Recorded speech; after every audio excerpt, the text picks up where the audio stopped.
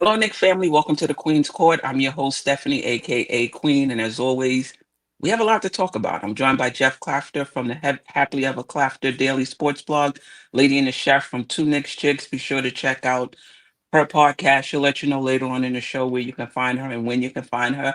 Ajay, the villain, resident panelist, Dope Soul Sports Talk weekly show. How's everyone doing? Great. We are good. Glad to be here. All right. Good. Those in the audience, I'm on that country time internet. So, let me know if my video is not that right, if my audio is out a little bit, but listen, I gotta come visit the fam. Shout out to my Aunt Mary who turned 80 today. Oh, So had happy a great birthday. time this weekend. Yep, yep, yep. All right. So let's get right into it. So what we're gonna do on this show is we're gonna review the regular season, and then we're gonna do a preview of the Knicks Detroit playoff series. This is really the only time where we get to review the regular season. Once the playoff starts, nobody's talking about the regular season. And when everything is over, you tend to focus on the season as a whole, including the playoffs. So this is like prime time to really kind of revisit some things we talked about in the beginning of the season and then talk about Detroit and what we're looking for from the players, the coaching staff, the bench. Yeah. Anyway, so let's just start off with how did this team, 51 and 31, live up to your expectations coming into the season? Were they better? Were they worse? Yeah. How did they live up to your particular expectations entering the season? Lady in the Chef, we'll start with you. Yeah, I thought this year's roster, for me personally, they took a step back from last year. Hmm. Um, I understand there was roster changes. Um, I thought they kind of like just hit the mark. I was expecting a little bit more throughout the regular season. I was expecting a couple of more wins, not many more, but just a couple of Hmm. more wins than the 51 that they got. But I think that all in all, not even just against the top contending teams, but even certain other teams. And I voiced this before. I know there was a couple ones where you guys were laughing at me, but I was just like, there's something off here with this Hmm. roster. There's a missing link. There's a disconnect. Um, and to me, this team just they did they were fair. They were Hmm. decent. I don't think that they outperformed what they did last season. I get that there was roster Hmm. changes, but it's funny because last season we had a bunch of injuries. We had a man down situation, as I like to say, Hmm. considering with this year, we didn't really have that much of an issue, except Mitchell Robinson, who has been looking good as of late, and you can see why they Hmm. needed Mitch. But it just makes you kind of wonder. With last year, you didn't have, you know, Randall. You didn't. It was the guys were kind of going down, especially towards the end later part of the season. And then when you look at this year, you for the most part you've had a healthy roster. OG Anunoby's been around. You've had Brunson around. You had Karl-Anthony Towns and Bridges remain healthy. And Hmm. I don't know. I think also the bench just wasn't really lived up to the hype of what we thought there was going to be somewhat of a bench presence there. And then also, I point a little bit to there's a little bit of a disconnect for me, somewhat of a disconnect too, as far as coaching goes, and I'm Hmm. just like, I think with two coaches, recent coaches in the NBA that has gotten fired. Listen, Diva Locks had texted me earlier about Budenholzer. And I said, I think the NBA is taking a little bit of a page from the WNBA. The WNBA went on a firing rampage last season, and they were like, "You're fired, you're fired, you're fired, you're fired. I don't care what went on, how many years you were here, you're gone." And I Hmm. think that the NBA is just, they're taking heat and they're like, we're not afraid to do the same thing. And I think that this year, the Knicks Matt front office is definitely looking at them because the direction that they're trying to go in. They were looking at them last year, but they're especially looking at them this year. You were expecting a Hmm. different result. And I think also coaching is also being looked at. So for me, they just did decent. Okay. All right. Jeff and then Adja, in terms of your expectations coming into the season, how did the Knicks do? Yeah, expectations is a tough question because I think I we'd have to go back and look at the video, but I think I predicted about 54 wins. somewhere in that neighborhood. So from a 51 win standpoint, you would have to say that they didn't meet those expectations. But, I think context does matter. And this team did win more games than last year's team. It was only one more game, but it's still more games, and I think from the expectation of where we would be seed wise, I think second or third is about where I expected them. So if I had to put it on a scale, I would probably say met expectations or maybe a little bit below, but I'm not really going to kill a little bit below because I do think we didn't have a lot of injuries to our starting five, although we did miss Brunson for about 15 or 16 games. But Landry Shamet, who's looking like he might actually be a playoff contributor now, he had a shoulder injury, didn't start the season. Precious Achua, who's, a lot of people right now are saying who cares because he hasn't played well of late, but he missed a lot of time. We had Deuce miss a lot of games. We had Campaign miss some time. So, and that's part of it, obviously. But overall, I think if you win more games than the season before, that indicates an upward trajectory, even if it's a slight one. I think also, though, the how in the 31 losses, I think what gets everybody, right? Because we were miserable 0-10 against Boston and Cleveland, and nobody expected Cleveland to be Cleveland, but here they are, and Oklahoma City, and not being competitive in most of those games is just, I think that weighs it down considerably. And then I think the ladies and the chef's point too is that Detroit is another one. If you throw Detroit in there, we're 1-13, and Detroit's significant because that's who we're playing, right? And so they're about where I expect them to be, maybe a little bit less. I think during the season, before the season, I was probably 54 wins and a 2 seed. So I would have to say that they kind of missed the mark by just a little bit, but they did miss the mark. Okay. All right. Okay. Ajay? All right.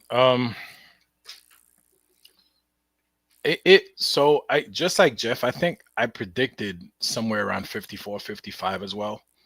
And if you compare that to where they land,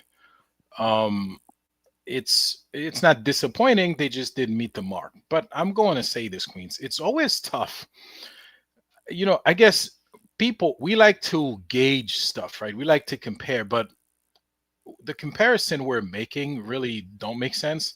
But that's really the only barometer we have that we can really do the comparison with. It's kind of tough, right? And I talk to you all the time, and I always tell you, the team's different, the schedule's different, the opponents are different. What are you comparing? You're comparing this team to last year's team, and the two have nothing to do with each other, right? So the only thing we can compare is really the amount of wins, but it doesn't mean this team is better or the other team's better.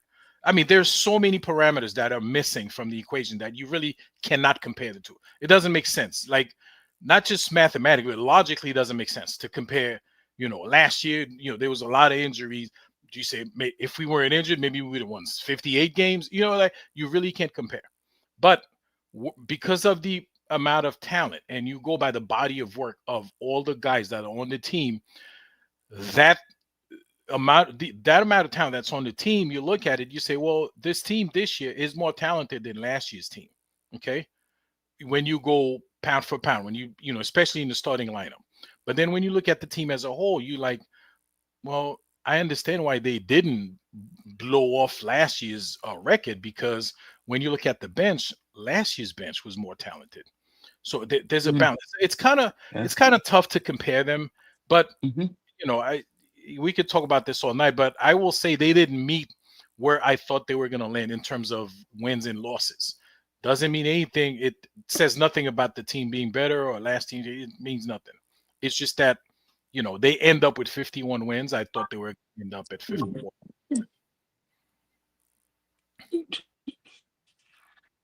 So I'm new to the iPhone, and I'm having like a hard time. Like, Where's the volume button? Like I brought the volume button down and it's just still doing it's still doing its own thing. All right. Anyway. You have to hit tap Yeah, the. I'm gonna go through the control center at the top. You know, Android, you just hit the volume button on the side and it No, No, takes they care of have the that winner. there. First of all, I want Yeah. to say welcome to Team iPhone. But I saw your blue when I texted you. I thought that was amazing. But no, you could just hit the little thing on the side on the left. It's the same. The volume up and Oh down is yeah? on the side. Yeah, and Okay, I it think I got it automatically now. mutes. Mute it. Okay. All right, I think I got it now. My apologies. Um, yeah, so I mean, did they meet my expectations? I think so. I mean, I always thought this was gonna be a wait and see year. I predicted the Knicks to be anywhere between 47 and 52 wins because I thought the Eastern Conference would be that much better.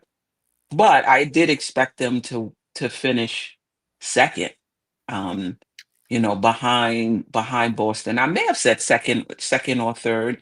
In no way did I expect Cleveland to be the team that they were this season, right? And so the Knicks were a offensive team, two offensive teams throughout the course of the season. The team that shares the ball, moves the body, and then the Brunson centric team.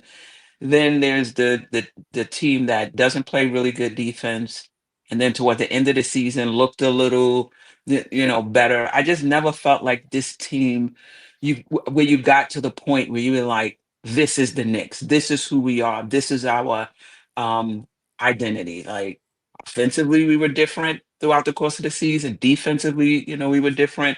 Didn't end the season on a good note. And listen, some players were out, but still, the Knicks had leads and they lost them. So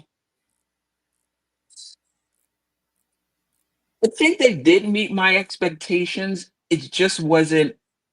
I thought it would be smoother. I didn't think it would be this up and down, inconsistent type team. But at the end of the day, they're here, and fifth best record in the NBA, by the way. Um, but still have work to do. In my opinion, if that makes sense. Anyway, let's move on to Cat. We were able to watch him now for the full season. Um, are you happy with what you're seeing for him? Did he meet your expectation? Is this the player you thought he was coming in? Did he surprise you at all, or did he disappoint? Ajay, will start with you, then Jeff and Lady and the Chef, and then Jeff, you'll lead off the next time, if I remember. Yeah, I know my condition. It's no big deal. Let the smarter people talk first. I'm happy to go last. So Cat's been in the league for a while. Well, of course, we don't, we didn't watch Minnesota games every game, like, we watch all 82 Knicks games.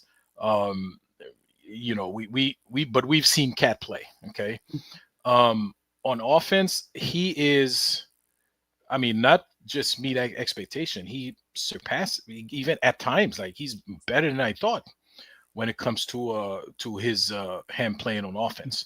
And I think sometimes that has nothing to do with him. Like he's not being used well, or he's not using his talent or his strength. He's not taking advantage of his strength. He could have been even better Mhm. offensively, I think. And again, Queen, I complained to you. We watching the game. I'm like, Queen, Cat only took 1 or 2 3-pointers. Yeah. The guy's shooting 43% from three. The numbers tell you if you take 10 3, you're gonna make 4 or 5 of them. Why are you only taking 2?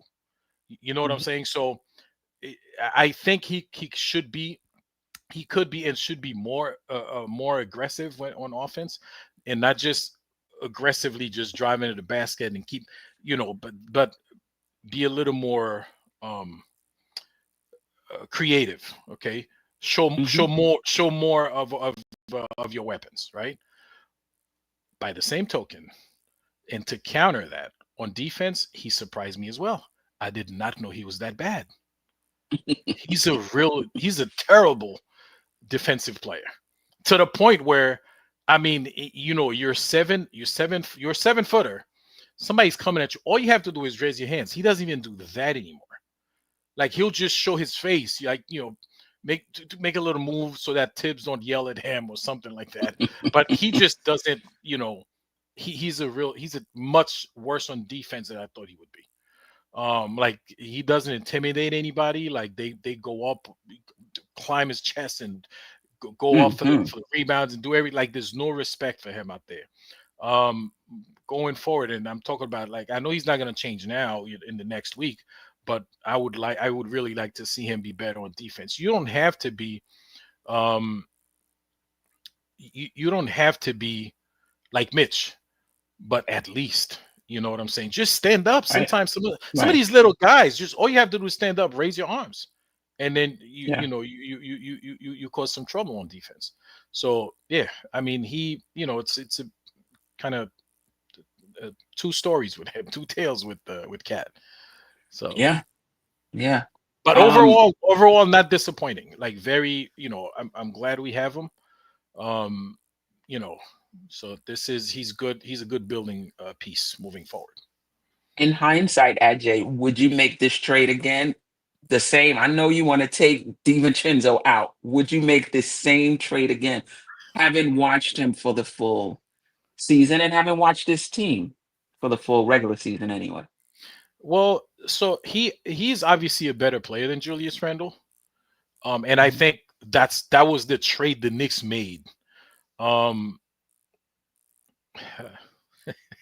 Would I make that trade? Is tough. I probably would have. Because a player of this caliber, like Cat, you don't pass up on that if you can get him. Okay. And you just have to make other moves, to fix the roster to replace DiVincenzo. It's easier to replace DiVincenzo than it is to replace somebody like Cat. So that I probably would have made the deal. Doesn't mean I liked it, Queen. I really hated that trade because we lost. I felt losing DiVincenzo was losing the bench. Okay. But yeah, I probably would have made that trade because Cat he's a very, very talented player. So Yeah. Whoever I said was next. Well, it was Lady and the Chef may not be old enough for this comment, but it was said once upon a time that Dean Smith was the only person who could hold Michael Jordan under 20 points per game. He was his coach at North Carolina.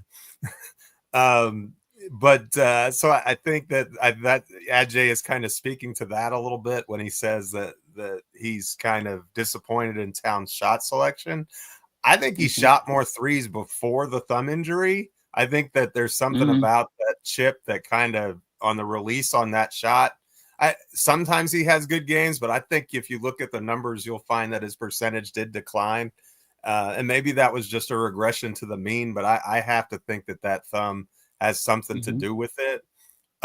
What I was impressed with, that I was like, I don't watch anybody but the Knicks. I don't watch other teams, but when he came here, it just was striking at how deep his bag was. And he's 7 foot, but he's essentially a finesse player.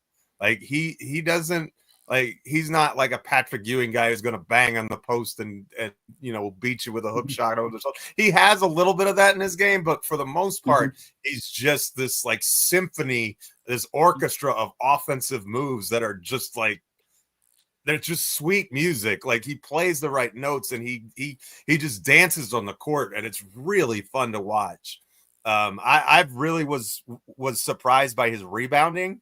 I didn't know that he was going to be such a good rebounder. I mean, he had one of his best rebounding seasons of his career, I think, but that was a really big surprise to me. And going back to your question about would you make the trade, I think you had to. You think about it Again, I mean, having watched him, would you make the trade again? Absolutely, because look, we wouldn't have had a center for the first 6 months of the season without Mitch. Precious was hurt. Who was going to play the 5 spot? And then you can't do the things that we did early in the season. And we had our ups and we had our downs, but Towns was a big part of our success. And 50, 40, 85 guys don't grow on trees like that. That is special kind of offense, elite levels of offense of production that I mean, I think you could make the argument that we haven't exploited his talents to the fullest on offense. I think he can do more, and I think we can do more. But yeah, as far as I just think that I think he's a really good fit offensively for this team, and his defense is bad, but Randall and DiVincenzo weren't really good defenders either. So the thing that killed us, our defense, was the loss of Hartenstein, but that bringing him back wasn't in the cards for us. We couldn't pay him as much as Oklahoma City. I mean, that was a salary casualty. And I think if Hartenstein comes back, the Knicks probably don't make the Towns trade. I think they probably look in a different direction. But given that he wasn't there, and I think they knew that Robinson wasn't going to be available until 2025. I think that part of their calculus was, we need to bring a center who's going to soak up a lot of minutes. Well, let's not just get that. Let's get someone who can elevate our game. And it freed them from the Julius Randle contract extension situation that was coming up. Context that was going to be a matters. bit of a headache. And also, I hate to lose DiVincenzo, but I think the trading DiVincenzo opened up more minutes for some of those other guys that we wanted. Like, we wanted to see 40 minutes of Mikal. We wanted to see, a bunch of Josh Hart. We wanted to see, now not everybody, but I think that in order to keep those guys minutes, at 30 plus, when DiVincenzo's in the mix, it doesn't really work as well. And then you're kind of in a crunch where, and it turned out that it would have been nice to have him as in hindsight, but I think at the time it was like, let's free up these minutes and let's allow some of these other, cheaper players to cook, guys like Shamet, guys like Payne, McBride. McBride. Yeah, absolutely. Yeah. Lady and the Chef, just your thoughts on Cat, watching him for the season. Yeah, for me, Cat has definitely lived up to what I thought he was going to be. I think Cat, for me, was one of those players that, kind of like with Geoff, like you know about other players, you see their highlights, you see them when you're watching, reels or whatever, but you don't really realize how good they are until they come to your team, and then you're like, wow, like this guy is really, really good. And I knew he was good, but I also wasn't one of those fans who was like, nah, we don't need him. I'm just like, actually, we do need him. And I was more on I want to see what he's going to do once he gets here. And I was more impressed at the fact that he literally hopped right off of a flight, was in a practice, came in and was in games, and he performed. I thought he lived up to what the front office was looking for him to do this first year. But I think that, like, I agree he was shooting the three ball well before the thumb injury, but I think that with him, I don't think with him it's a case like with Hartenstein where Tibbs didn't want him doing certain things as far as like shooting the three and the passes. I think that that's just the lack of utilizing Cat to the best of the capabilities of what his talent and what he can do for this team. And then I think as far as like the defense is like, no, he's not a good defensive player. But, I've even heard you say it, Queen, like Brunson is not even a good defensive player. And I think that, like, to get a little bit off of, but it still correlates to Cat, is that, and I see people in the chat saying, oh, well, Dante was a good defensive player. Randall was better than Cat, but they still weren't good. Because at the end of the day, we still had a defensive problem. And I think that I challenge that. Like, how many times are we going to see guys come to this team and we go, he's not a good defensive player? Because at some point, you got to raise the question of, well, who's checking these players to say, you got to play better defensively? The defense overall is too many players are becoming the common denominator of us not playing good defense. And, with Cat, no, he's not a good defensive player. And no, you're not going to get what you're going to get defensively, like what you see from a Mitchell Robinson, or when we had Hartenstein, where you had a better concerted effort defensively and you were getting those stops and the grittiness and more aggressiveness. But again, how many players are we going to get here on the New York Knickerbockers and we're going to keep saying he's not good defensively? Like at some point, when do you point the blame to the coaching staff and say, well, are we not putting a heavy emphasis? And I heard one of the commentators say it, I think when we were playing against Brooklyn, he said, oh, Thibodeau's teams have been known to have been playoff teams. He said this team, he said in the few, as of the last few years, haven't been that as much under his regime with the Knicks.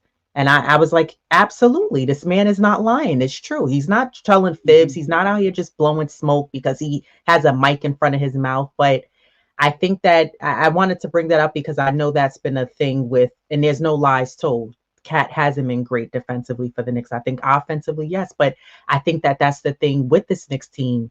There's no question offensively for this team. It's been more so defensively.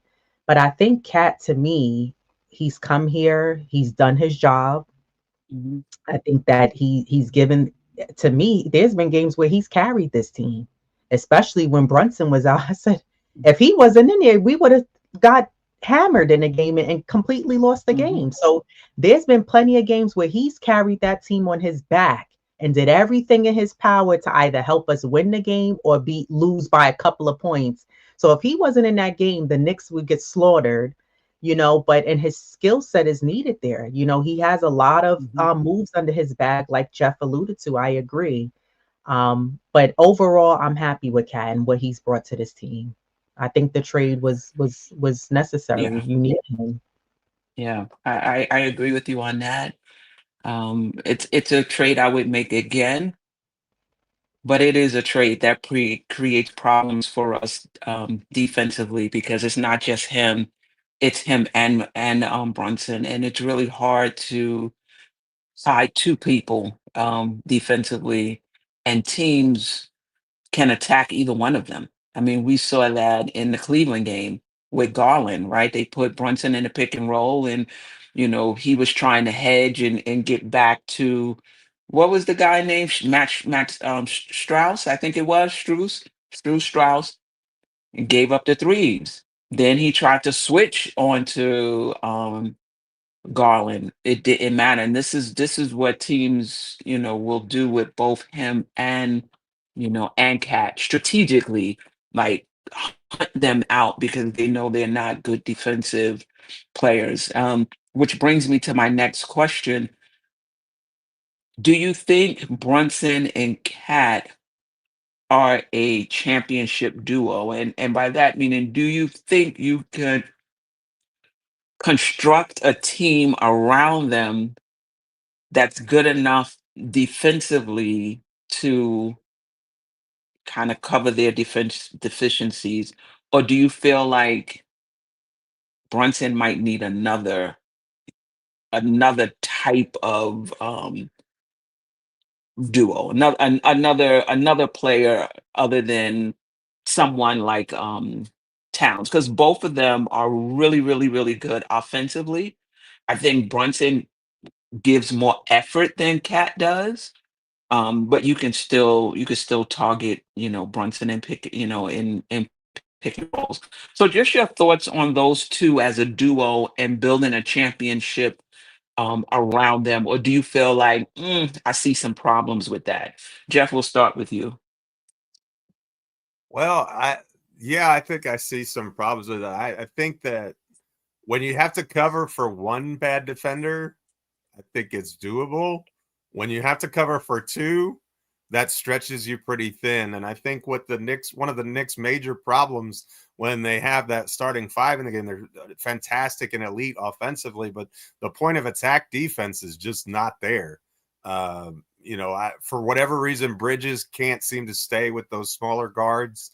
Like I feel like he's a guy who can guard twos and threes pretty well. When you're asking him to guard ones, he's certainly not elite. I think somebody described it as we've got a Pro Bowl safety who we're asking to be a number one corner. And I think that's right. He's a Pro Bowl safety. He's a really good defender, but we're asking him to do something that's not, his primary skill set is shutting down the point of attack. And so we're certainly seeing that struggle there. And then, I mean, Towns is terrific at rebounding the basketball. And maybe if you have someone other than Josh Hart, someone who a little bit, I don't know, maybe even Deuce, I don't know, but someone who's a consistent point of attack defender with that group, maybe you can, but I just think it's really difficult to when you have two minuses, and that's with OG Anunoby being fantastic, and but I don't even know if you could consider what we've gotten from Hart and Bridges as a complete plus the entire season either. I mean, and defense is a team thing anyway. It's hard to pinpoint one, because if one person's out of position, you're on a string. So it makes everybody get in rotation. And nowadays, if you're in rotation, you're cooked, because everybody can shoot the three. So, it's a challenge. The only other thing I can think of is if they can be so elite on the offensive end that it just doesn't matter. Like if they can just be an unstoppable juggernaut on offense.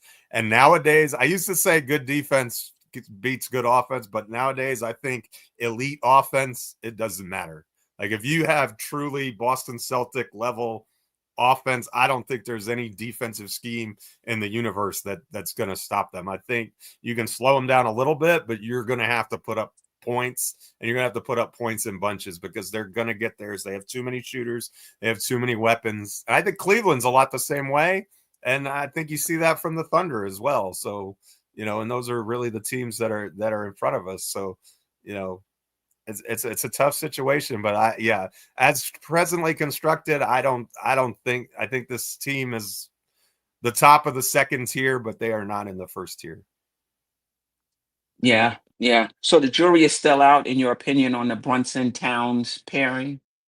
Fair to say? Yeah. I mean, you got, like anything, you kind of have to give it some time and give it a chance to fail, right? We haven't even seen it yet in the playoffs, and it's all about matchups. We've seen Karl-Anthony Towns be a good defender in the playoffs. We saw it against Denver. Like, go back and look at that Denver series. He was on Joker. He did a really good job, and was a key to them winning that series. So, problem is, we don't really have anybody that's a matchup like that in the Eastern Conference. Like, Boston has Kristaps, who's a unicorn and likes to play on the outside, and Cleveland has the double big lineup. I think he could do all right there, but I think if you're going to beat them, you got to match them with the Robinson Towns combination too, because Robinson, when he's not gassed, really seems to give Mobley and Allen fits for some reason. So I think that maybe in a situation, if we were to face Cleveland, that might work. But problem is, we have to get to the Eastern Conference Finals and over Boston in order to get there this year. But it's the problem is there's no simple formula to a championship, right? It's not just a simple equation where X plus Y equals Z, and you just plug in the components and boom, you have a championship. Milwaukee's championship roster was completely different than Golden State's, which was completely different than Denver's, which was completely different than Boston's. They all were able to compile different aspects of their game into a championship. That's a good point. And there's a luck factor involved in that too, which you really can't account for. Like, Boston didn't have to play anybody better than a 4 seed last year. That is definitely a plus for them. Now, they earned that they were the top seed, and they took care of their business to get, to be prepared to meet that moment. And you can only beat the teams that are in front of you, and they did a great job of that. But that doesn't mean that wasn't a component of their success. So it's really difficult to say that it definitely can't work, but by the same token, you can't say it definitely will. And I just want to add, with Towns' defense, there's different aspects of defense, right? So in that Denver series, like, his one-on-one defense against another big is good. Is solid. I don't know what the stats say, but to the eye test, when he's playing one-on-one against another big, he's okay. For me, it's the team defense where he has to rotate over. And I know there's mixed opinions in the community. Some that says, because of his size 20 feet and because of this, because of that, he can't play defense. I think we have to separate that out. Like I could see him maybe having some issues laterally if he's in space, though I've seen him do okay in space as well. Depending on the matchup. It's not something I would want to do for a full game. Like, oh, I want you to guard Jason Tatum in space for this entire, like that's not something I would do.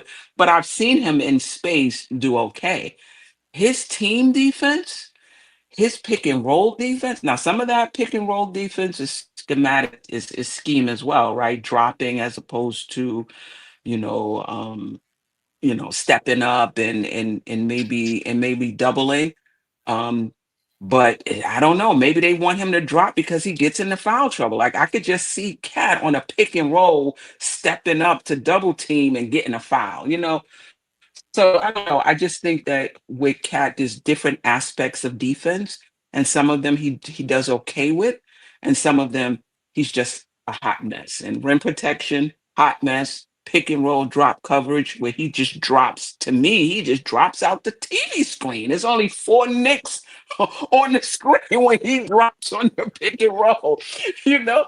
And then when he has to rotate over, sometimes he just watches the guy and just doesn't rotate at all. And to me, that's just effort. Like the team defense, like rotating, to me, that's just effort.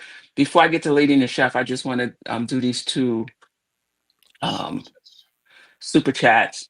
Jason Benjamin, I appreciate you. If we were told the Knicks would be the third seed, fifth best record in the league, fifth in offensive rating, 13th in defensive rating, eighth in net rating, and fully healthy going into the playoffs, everyone would sign up.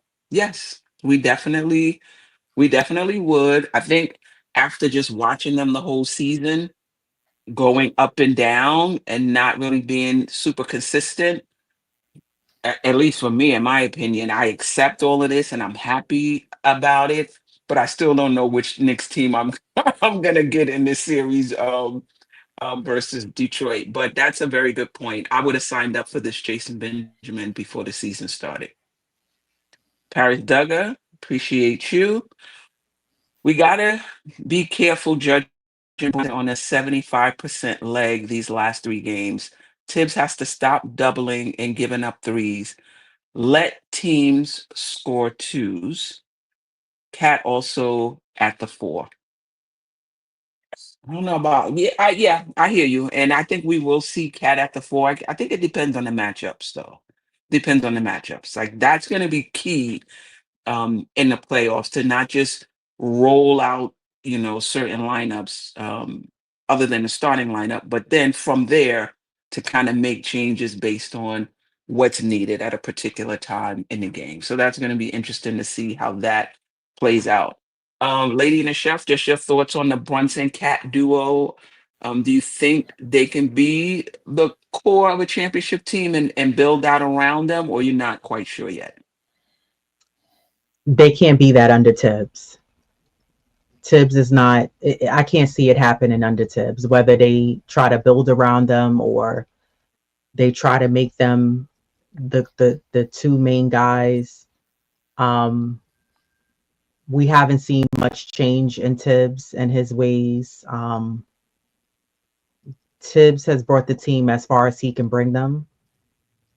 And I think that even if you bring in better players in with this team and make the adjustments, I do agree with Geoff. You do need another guy who's able to attack and get to the basket. I've been saying that because the only guy right now on this team that really does that is Brunson. And then I'll give OG when he's stepping up and being aggressive enough and stepping up to the plate. But right now, as constructed, it won't work with who we have.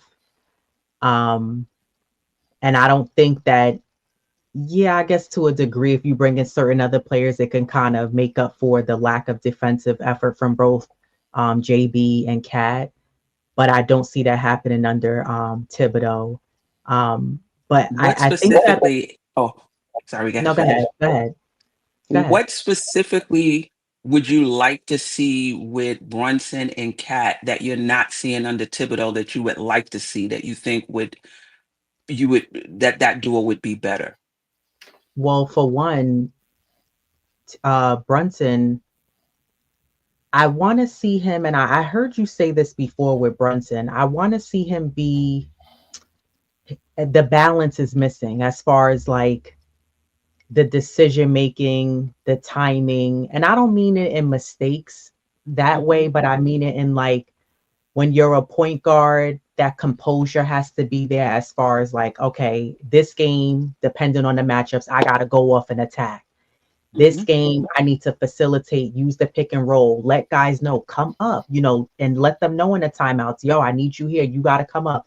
Getting into letting guys know, like Mikal, Mikal is just running around and he's playing like a decoy, like, yo, I need you to score. When I pass you the rock, I need you to go off and shoot the ball, give him confidence, just as he did last season in the playoffs when he was telling that to Josh Hart.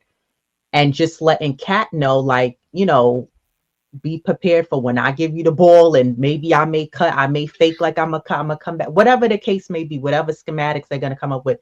But I would like to see them utilize that more. And I don't see it. I see some team effort, togetherness, and then I see some individual play. And sometimes that hurts the Knicks when you see guys doing individual. And I've even seen it just, even when Brunson was out hurt, I saw at times Cat was at the top of the key. He's putting the ball in between his legs. And why are you doing that? We don't need you doing that. When we played Brooklyn just the other night, first of all, that game was very boring. Very boring. I think the most exciting was when Deuce got a steal and dunked the ball. I thought that was the highlight of the game. But otherwise than that game was just extremely boring. And I watched that game, and because Diva was out running errands, I said, don't rush home to watch it. I said, just wait to watch the highlights. I said, because you're not really missing nothing. There's nobody really that's worth watching this game that's going to make you be like, they playing. I said, just take your time. So she said, oh, okay. She said, yeah, I'm listening to it on ESPN radio. But what I noticed, like specifically even in that game, that made me also think as well, because I heard Deuce name come up and I heard Josh Hart name come up. I was watching those guys play and I thought to myself, one, the ball was really going nowhere. Two, I watched a couple of times between Precious, Deuce, guys were just like, especially Precious, he was just driving into nowhere, like a brick wall. The ball was going nowhere. But I specifically, going back to Josh Hart and Deuce McBride, Josh Hart specifically, I feel like Josh Hart would be better for this team coming off the bench. I think he would be better coming off the bench. He can give the bench that spark and energy that they need.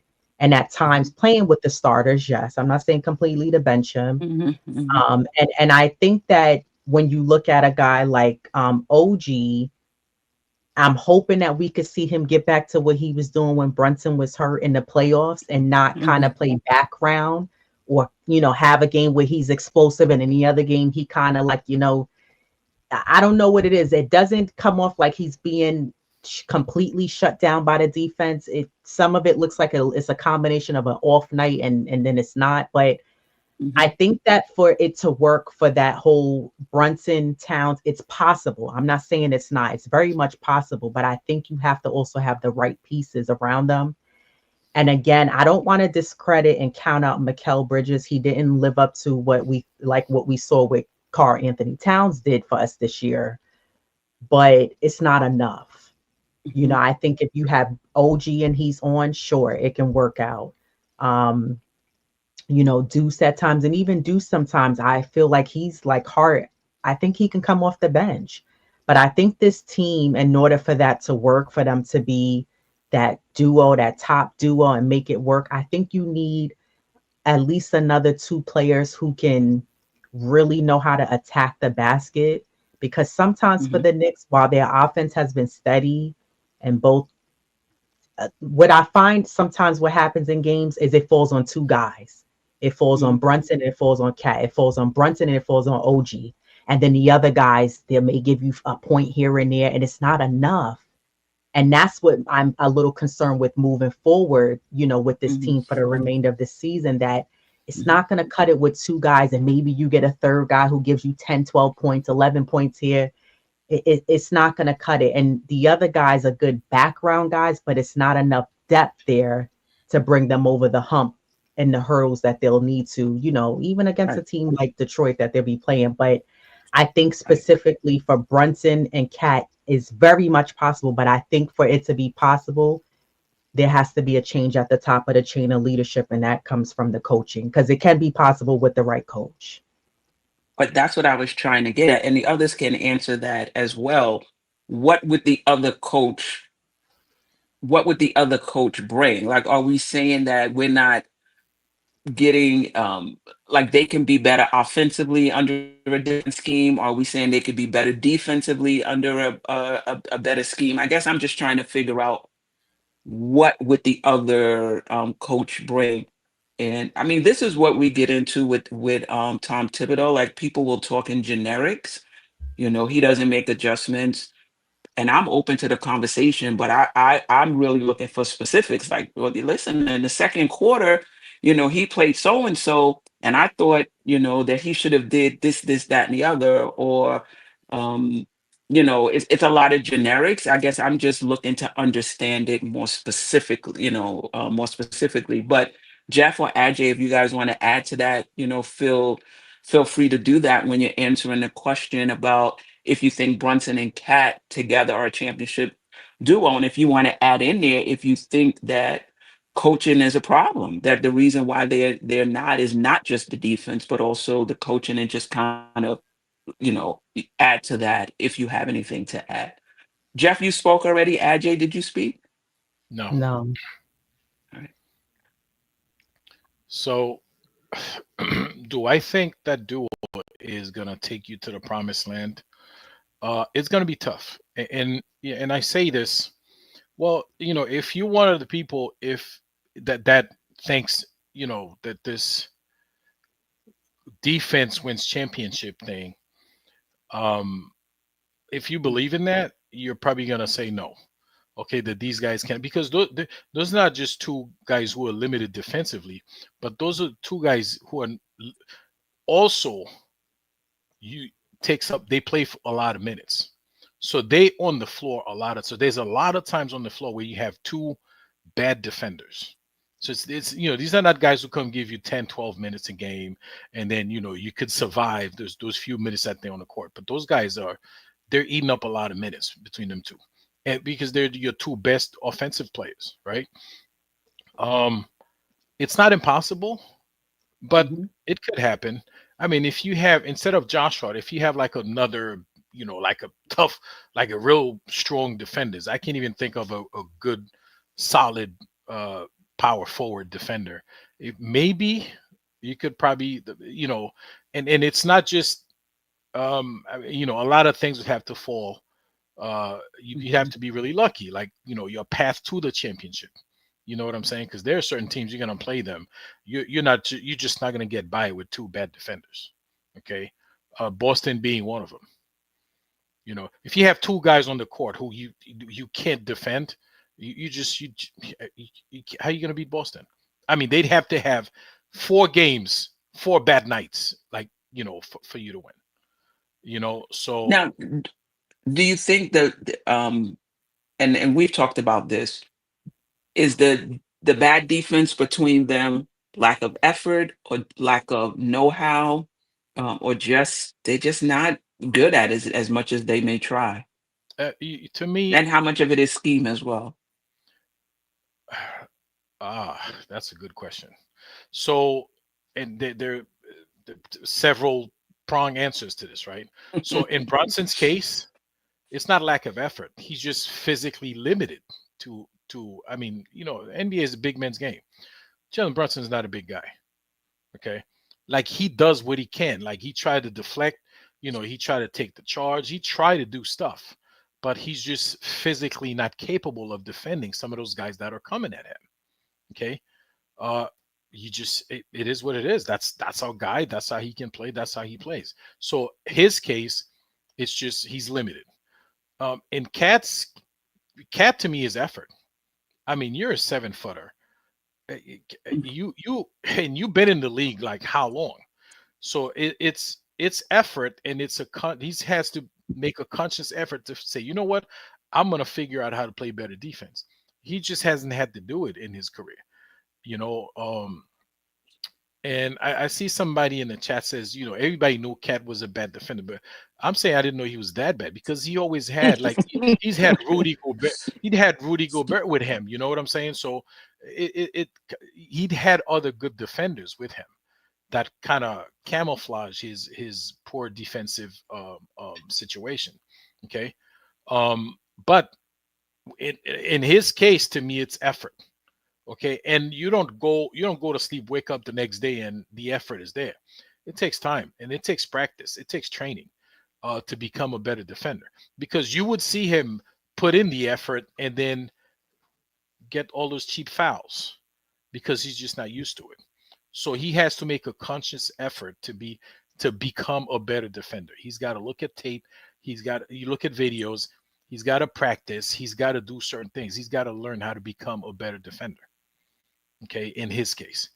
And the third thing you ask, is it scheme? A lot of times, yes, I think it is scheme. I don't know. We are notorious for not being able to defend the 3-point line. I don't have to look at the stats. I know we're probably one of the worst in the league at defending that 3-point line.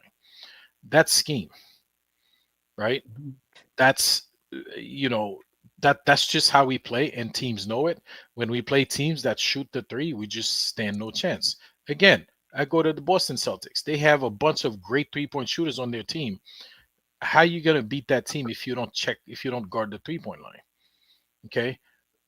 Listen, man. Sometimes you just gotta stay with your guy. If the guy's gonna score two, if you're gonna the guy's gonna drive by and score a 2-point, just let him do that instead of giving him an open three. We like to double a lot, and sometimes we get confused. Like you said, the drop coverage, we get confused in the middle, and somebody pops up open. We're just bad at it. The coaching staff has to really study this and figure out how to become better 3-point defenders, how to develop better schemes on how to defend that 3-point line and how to defend, period. Because a lot of times, man, these backdoor cuts, I mean, those happen, right? All everywhere in the NBA. But I feel like it happens to us a lot. So Yeah, yeah, yeah, yeah. It remains to be seen. I think any combination can work if you get the right pieces around them. I think we need a point of attack defender. Um, and whether that's Bridges doing it more consistently, because there's times when he has been good. It just hasn't been consistent. And if we had a four that was switchable, like if we had a four where between Cat and OG, you could just, you know, you're not giving up much defensively if you put Cat on the four and you put the four on the five. We just don't have that. And OG, who I think can guard fours. Like I think he could play small forward effectively. I think he can play power forward effectively. It's the rebound. I mean, on offense and defense, he can play both of them very well at the three and at the four. But his rebounding is um, is something to be desired. So I think it can work. Um, I wouldn't pencil it in that the Knicks are locked into that. I think they'll look at it for a few more years, but I wouldn't be surprised if they came to the conclusion that the Cat Brunson pairing is just not gonna do it, and they go in a different direction. But I think it can work depending on who you have around them. And I forgot if it was you, Lady and the Chef, it might have been Geoff. We haven't got the best defensively out of Hart and Bridges on a consistent basis around those two guys. I think we got it from OG, right? But from those other two guys, we haven't. And when you have two negative defenders, the other three have to be on point, and Cat has to put in a bit more effort in terms of the rotations for it to work. We shall see. I have a few more questions, but I do want to move on to Detroit. But I do want to ask this: OG and Bridges, as a defensive tandem, and you can even talk about them offensively. We were super excited about having both of them in the lineup, right? Surrounding, or in the middle, I should say, of Cat and Brunson. Just talk a little bit about those two as a tandem, our wing tandem. Um, Met expectations, didn't meet your expectations, need to see more for them, or it's just not going to work, period. Adrian? Um, OG Ananobi, no complaint. I mean, he's been great for us all season. Yeah, he's had a couple of bad shooting games and a couple of games where defensively, he's gotten his ass whooped, as people like to say. But it depends, who he's playing, right? Overall, he's been great.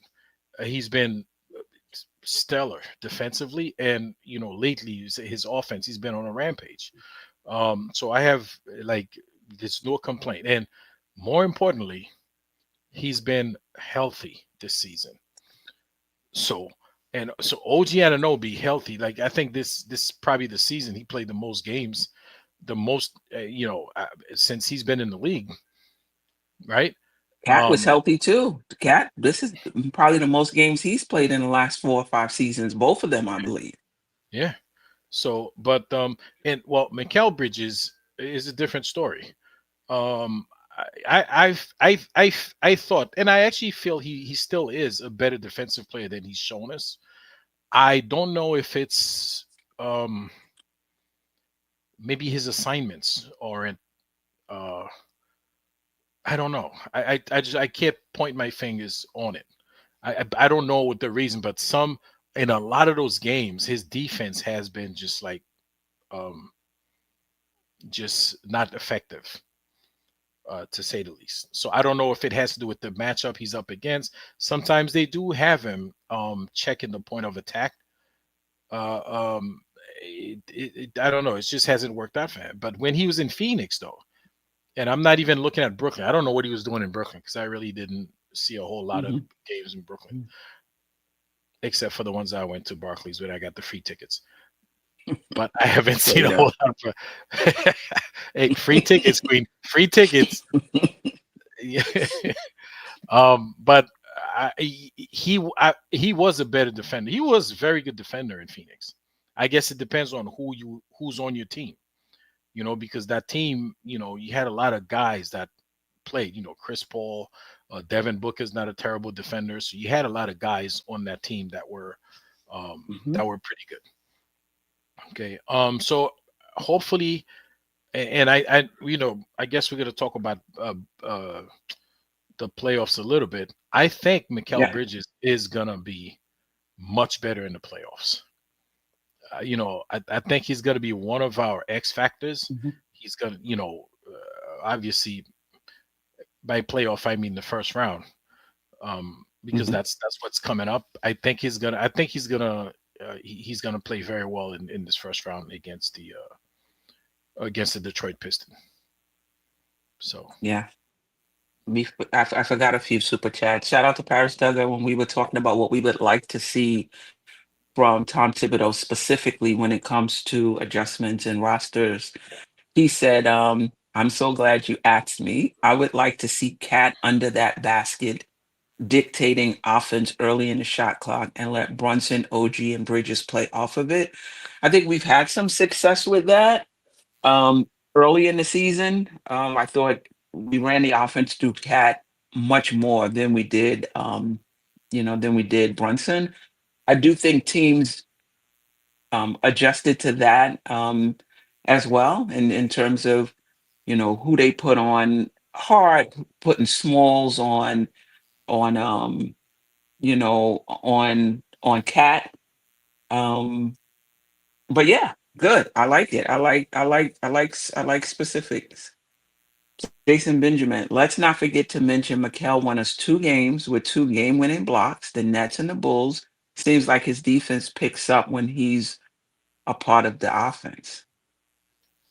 I, that's something to look at. I haven't really. I haven't really thought of it like that. Mikal tries though. Like I don't think he's out there slouching, you know, at all. Um, who's next in terms of just those two wings, Jeff and then Lady and the Chef? Quick thoughts on those two. Well, the thing about McCall is I need him to be more aggressive on offense. He doesn't get to the free throw line enough. He settles, like, he's really good at that mid range. That's such a pretty part of his bag.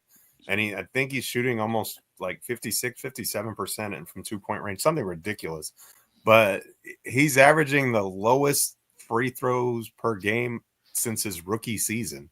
Like he shoots like 1.4 free throws a game. I think he needs to be more aggressive. I think he needs to attack the basket a lot more and get to the line and I think that's going to help his game.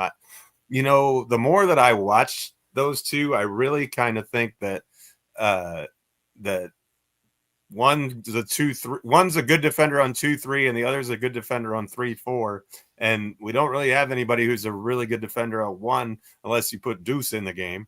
And so that makes it tricky, because you've still got to factor in Brunson and Cat.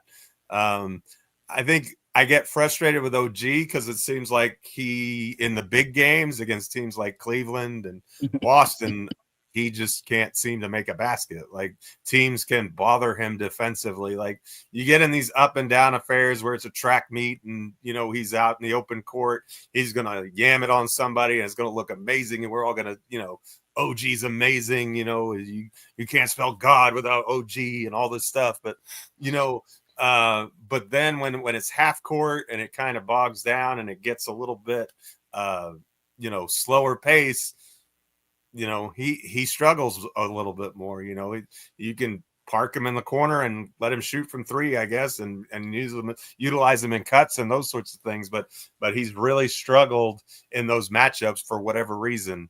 And so I think that's something to look out for. And, and Bridges, he's very frustrating to me. Like, I feel like I think of all the players on the roster, he has the most untapped potential of anyone. But at the same time, like, I think you're getting about as much out of Josh Hart as you're ever going to get. Like, I think there's no extra level to Josh Hart's game. I don't think he's ever going to be a good shooter. I think he is who he is. He's having a career season, and that's what you can expect. I think that the ceiling for Bridges is a lot higher, and he's just not getting there for whatever reason. And I don't know.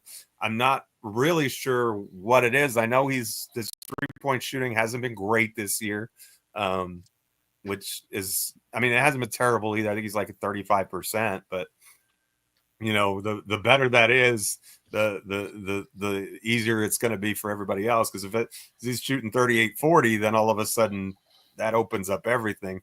Sometimes you're shooting 35. Well, okay, I'm willing to give that up and he's so streaky. One game he'll be, like the game against the Spurs when he dropped 40. I think he was like 6 of 9 from 3. And then, the other night he was shooting a UFO up there. It was like not even close to the rim and he was wide open. And you're like, you don't ever have any consistency from him on offense. And I think that's a problem.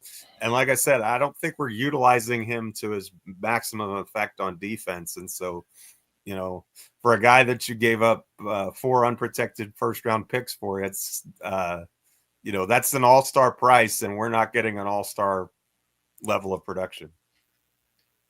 Is that part of when you evaluate him, do you take that into account what the Knicks gave up for him?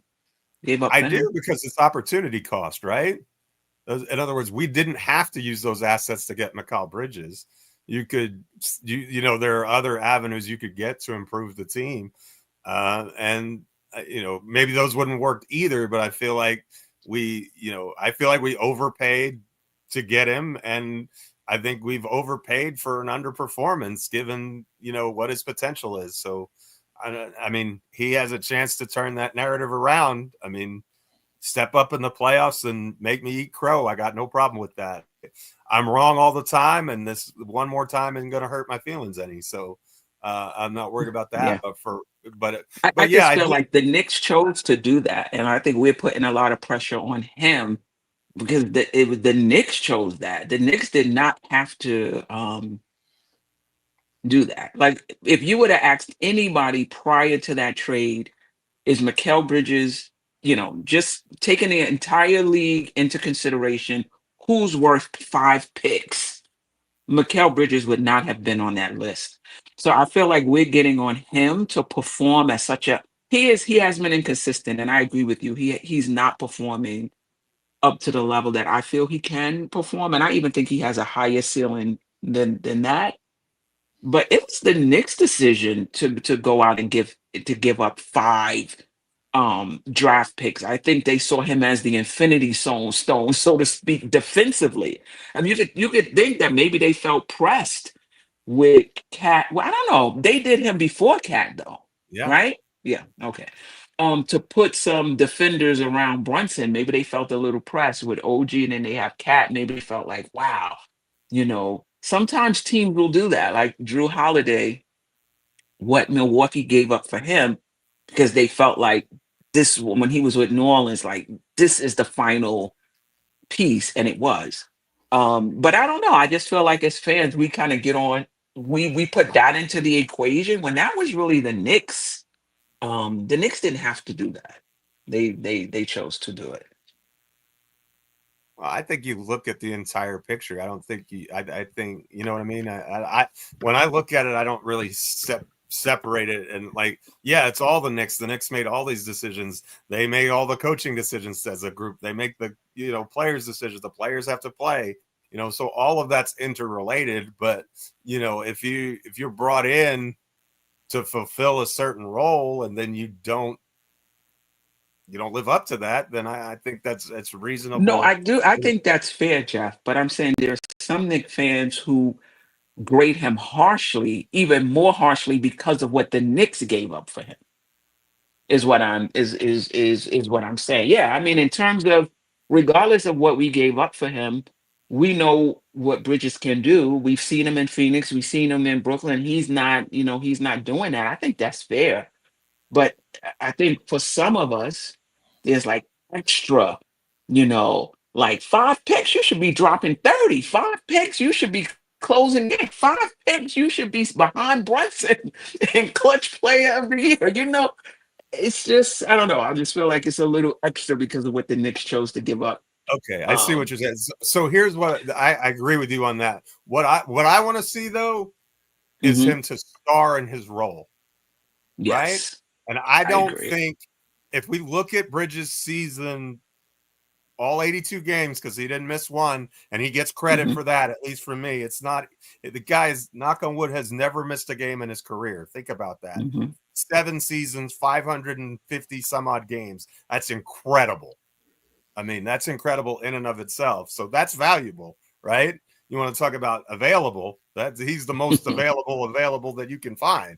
But as far as for what the role that he was brought in here to play, I don't feel like he starred in his role. Yes, he's a third I option, agree. but on offense, but we brought him in 21, 22 all defensive NBA. Nobody's confusing him with that this year with what he's done. He's had better offensive seasons as well. And so, we're not, if he was doing exactly what he was brought in here to do, I think that the ceiling for this team, even with all the craziness that happened, would have been higher. Okay. Anybody else who didn't get a chance to comment on that duo, Lady and the Chef? Did you get a chance to comment on those two? No. I think OG has proven why he got the money that he got this year. I think he's had small dips this season where we were waiting for him to enter the chat. But otherwise than that, I think OG's been on a different level. He's been laser focused. And I want to see other guys around him who has that same focal level of, I'm trying to get this team to the next place. And I see that when I look at OG, there's a certain type of like laser focus that he's playing with, that it's deeper than just winning the game. It's getting better each game and giving it everything that I have and a concerted effort. And he's had some games where we've kind of been like, like, where were you? But it's Mhm. very small, a very, very small number of those games. And then as far as Bridges is talented. There's no doubt about that.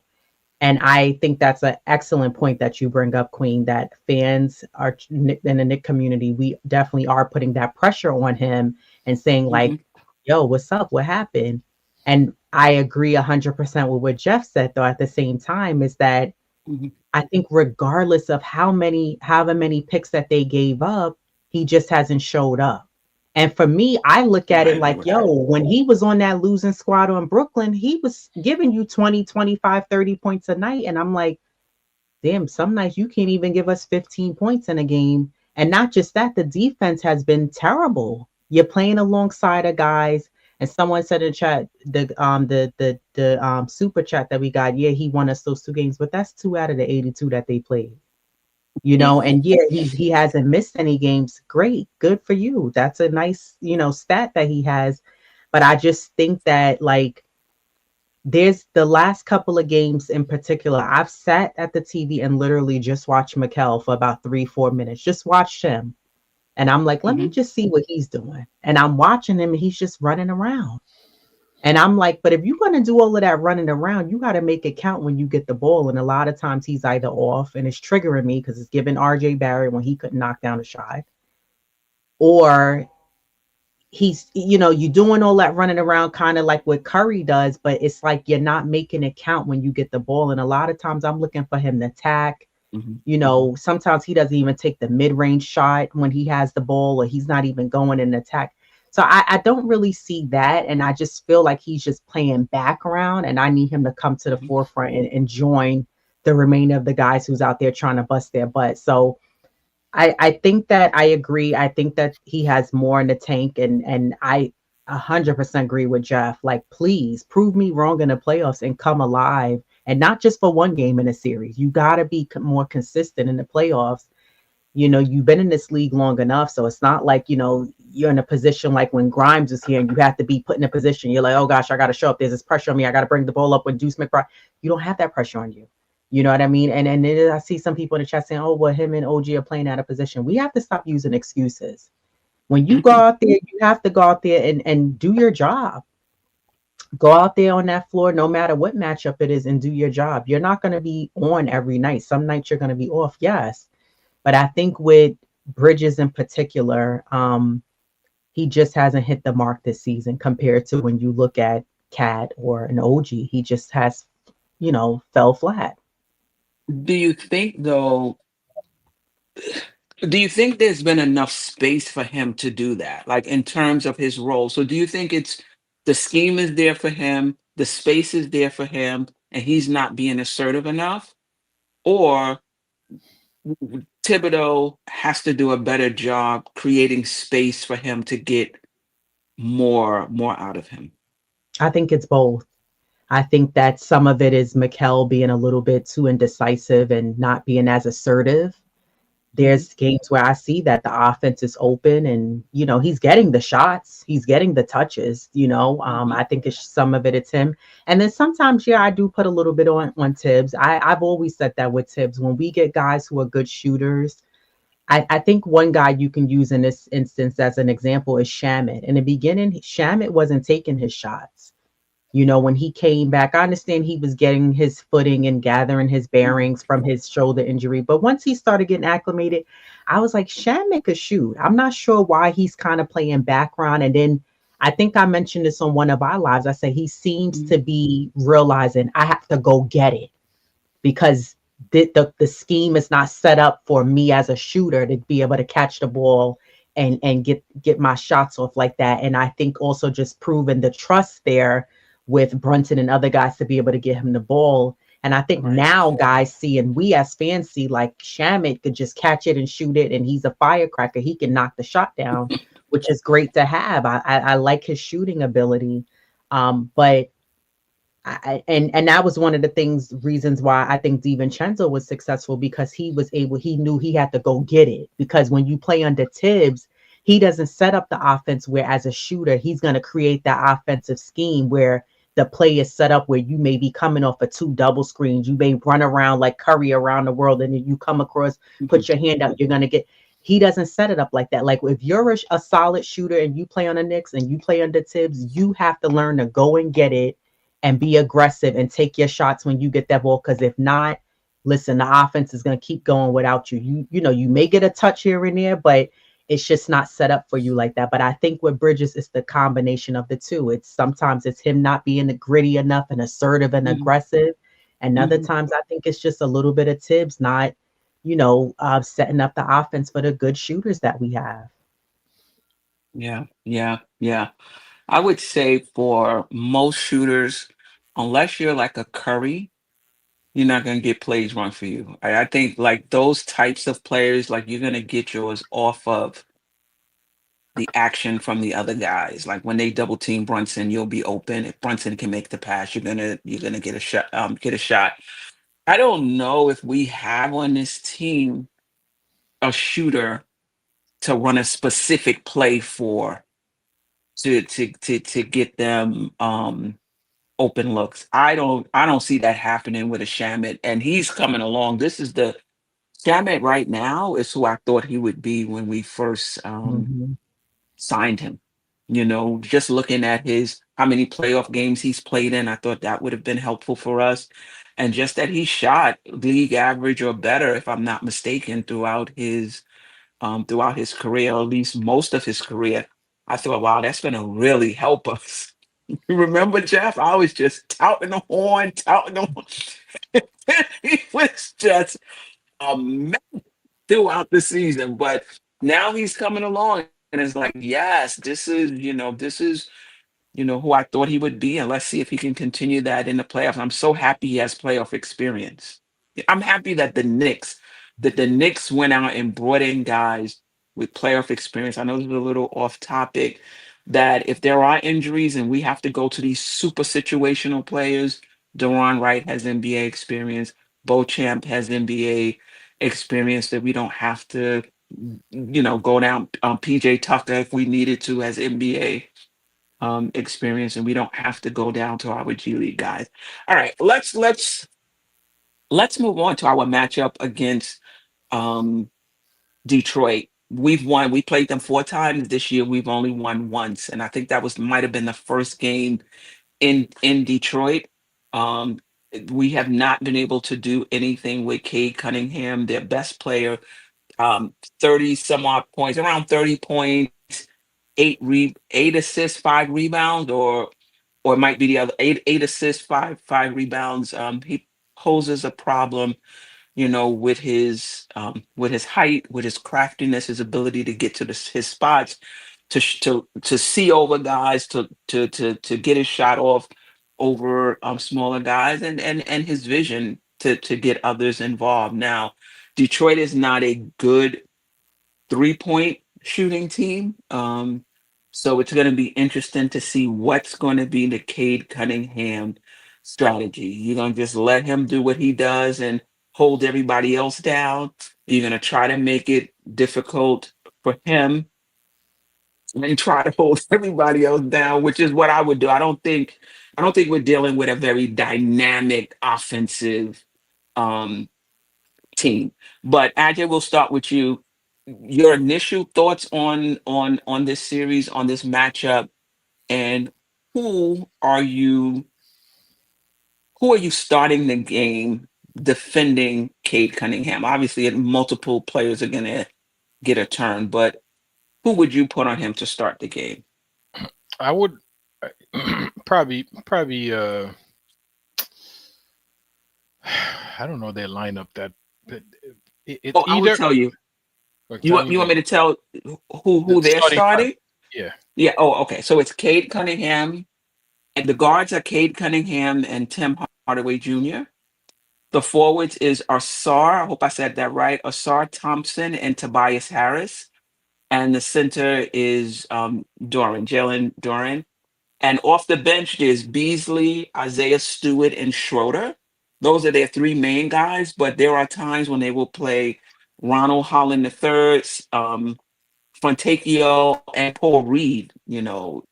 can also get minutes. But Beasley, Stewart, and Schroeder are the top three off the bench. I mean, it would make sense to put Mikal Bridges on him, Hmm. but if I mean, obviously Jalen Brunson can't watch him, can't check him, right? So, uh, I mean, that it would make sense to put Mikal Bridges on him, and if Mikal Bridges can't handle Cade Cunningham, you'd have to put somebody like OG Anunoby on him. Which then creates a problem on the other end because now you're probably going to have who do you put on the three? What I forgot his name, and who do you put on Tobias Harris? Tobias Harris, I'm not afraid of him, although he can give you 22, 25 points, But Hmm. if if you put somebody like Josh Hart on him, probably slow him down a little bit. Not that Joshua is a great defender, but he's smart enough to know how to slow down Tobias Harris. So Tobias is not consistent. So I could see OG Anunoby if Mikal Bridges doesn't work. But Mikal Bridges, listen, you're not gonna stop Cade Cunningham, but you could only, hopefully keep him in the low 20s. If you keep him in the low 20s, then you succeeded. Okay. So if Mikal Bridges could do that, then I would start. Uh, I would start that way and see how the game's going, right? And Tibbs make the adjustment. If Mikal Bridges is getting cooked, switch, put somebody else on him. The last time we played him, we played them. Deuce McBride spent a lot of time guarding Cade Cunningham, and Deuce has been successful in the past at guarding him, but obviously, he's better now. And the height disadvantage that Deuce has is almost makes it impossible for him to be effective And we against saw that in the last game in the last when game he was Deuce was shooting on right him. away. Right. Yeah, So I mean yeah. Deuce, he's a very good defender. He's all in your face. I mean, he could really get in your way of playing, but because Cade have like so many inches on him, and he's much better now, Cade Cunningham. I mean, don't get me wrong, this guy he's developed to be like a fabulous player. Um, it's kind of tough. So I would start Hmm. Mikal Bridges on him. And if that doesn't work, I would switch over to OG and figure out the domino effect, figure out the other guy. Because he's the guy you have to stop. If you could really get in his way, the rest of the team, have somebody else beat you, pretty much.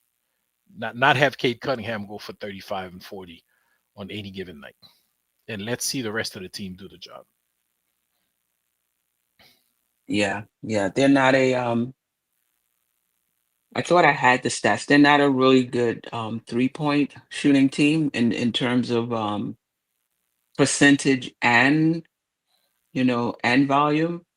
Um, but they're a really good team in terms of fast break points. So the Knicks are gonna have to do a good job um, defending in the paint. As far as the shooters in that starting lineup, Tim Hardaway Jr., Tobias Harris, as far as shooting around Cade Cunningham, Thompson, not so much, Duran, not so much. Yeah, yeah. Um, Geoff, and then Lady and the Chef. Just your initial thoughts on the series and who's playing Cade Cunningham. I think you have And to start with Bridges on Cade, and you see where it goes from there. But I'm much more concerned about the inside scoring. Like in the game the other night, I think they shot almost 60%. And yeah, most of that was because they got any shot they wanted in the paint. Like we had no rim protection, no deterrence at all. And I don't, you can't beat, you got to be able to defend the rim against, especially against Detroit. Malik Beasley scares me. Like, I don't care if he's on the floor, you better have somebody attached to him like chewing gum the entire time, because he's a legit 41% 3-point shooter, and he can do it with volume as well. So you really have to, when he comes in the game, you really have to watch out for him. But I think Detroit likes to muscle and bully teams, like and work the offensive glass, like lineups with Duran and Stewart, and and just out tough teams. And so, in years past, I think that's right up the Knicks alley. But with this team, I'm not sure, like, if that's really the best thing. I mean, our second best rebounder is Josh Hart, and he could get pushed around by Detroit's roster especially. And so, do you answer that with some time with Robinson and Cat on the court together? Maybe.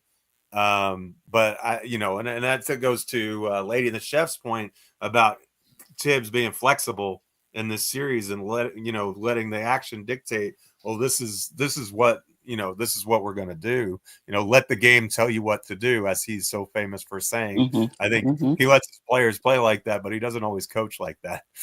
Mm-hmm. So, Mm-hmm. although I think he's gotten better in the last couple of years in that regard, yeah. I don't know. I'm kind of torn because, like, Cade Cunningham can't beat you by himself. And if you could just shut everybody else down and make sure that they don't get going, and if Cade goes off for 40, so be it. But, if you let some of these guys who aren't really great 3-point shooters get in a rhythm, because we love the double team, and I think we over double a lot of times. I think that's where we get into trouble. Like, instead of Josh just keeping with his guy, he goes over to help, and then we get in transit. Then we get the ball swung, and you end up with a wide open three. It just takes one or two of those to get a player hot, and we've seen that be the death of us time after time after time. And so, I really want to see us be able to protect the paint, but it's tough task when you have Karl-Anthony Towns as your 5, because he doesn't provide any rim protection at all.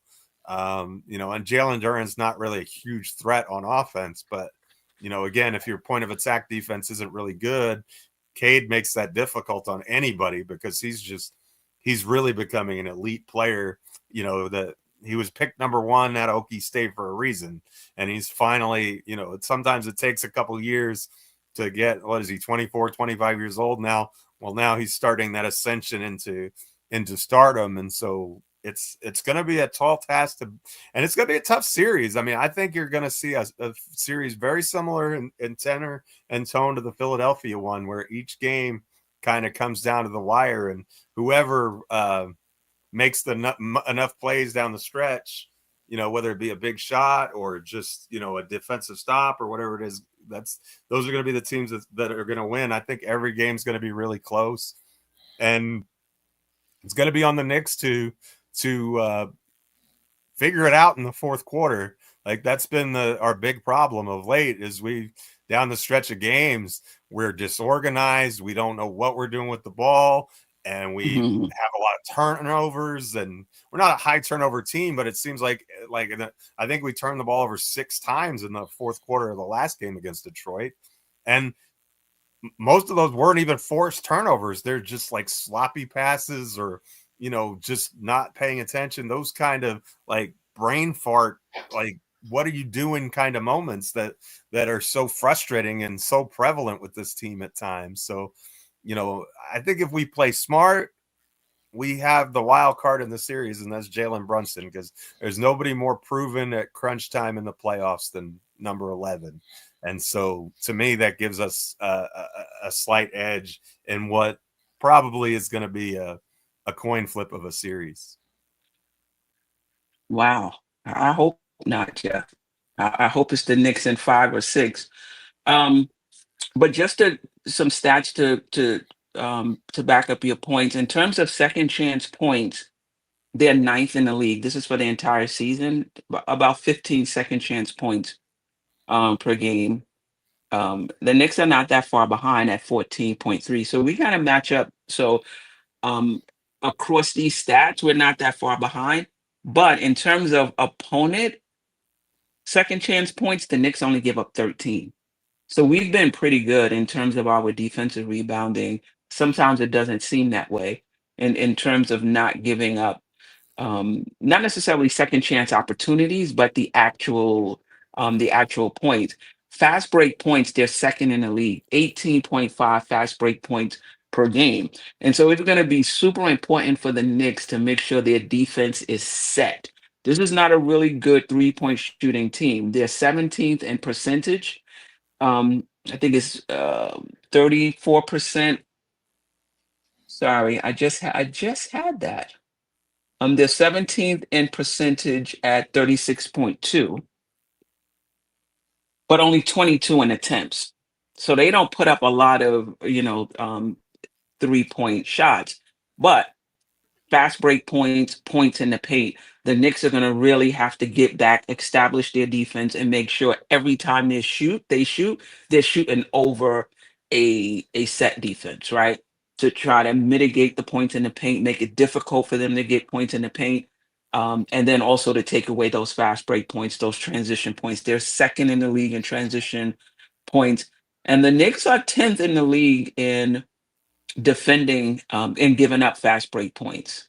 They give up 14.5 a game. So that's going to be super interesting. Points in the paint is pretty even. They're fifth in points in the paint. We're sixth in points in the paint. This is on the season. Thursday we'll go on the weekly show. We'll go into more of this in depth and really go into the 4 games we played against them, because this is them against the entire league. Lady and the Chef, your thoughts on the series and who's guarding Cade Cunningham? Oh, wait a minute. I got some more. Super Whoa, chat. whoa, whoa. Yeah, yeah, yeah. Sorry, guys. Silk Sutton, I appreciate you. Detroit podcast says Cade owns OG even when he was in Toronto. Have you heard this? Even when he was in Toronto, have you heard this? I haven't heard that. So and then OG is my pick of who I would put on um Cade Cunningham. So I hope it's not true. And I definitely hope it's not true in this series. If it has been true Yeah, but in the I mean, past. how many times did Yes. they play? Because Cade's been, first of all, he missed like almost a whole season last season. He was here for 1 year, and OG was coming off the bench in Toronto. So I don't know how many minutes they played against each other. We can look that up. I'll try to see if I can look that up for Thursday's show. Jason Benjamin, appreciate you. Okay, how about the game winner against Portland? It's talking about Mikal Bridges, and then a follow up here, or how Mikal put belt to ass against the Spurs. Listen, Bridges has had his moments. I'm very high on Mikal Bridges. I think his ceiling is one of the highest on the team. But the fact remains, we didn't get that this year. Not on a consistent basis. Like, we saw glimpses of what he can do and who he can be. It hasn't been consistent. And how much of that has been his lack of assertiveness at times, and how much of that has been with Brunson and Cat not really having the space to, get your touches and get your shots. Maybe running him with that second unit may have. Oh my God, Kevin! Kevin, I miss you. How are you, Kevin McLeod? Oh man, he's taking me back to the original NBK panels. Oh man, he would come in and just be so upset with this team high pitched voice, just going at it. Miss my Nick family. I need tips to throw Towns and Mitch as your starting front court. Also, I really don't want Payne to see the floor. Wow. Yeah, I mean, sometimes with Payne, I just need him to just. I like his assertiveness and his aggressiveness, right? That's what we want from Bridges, right? Payne definitely has it.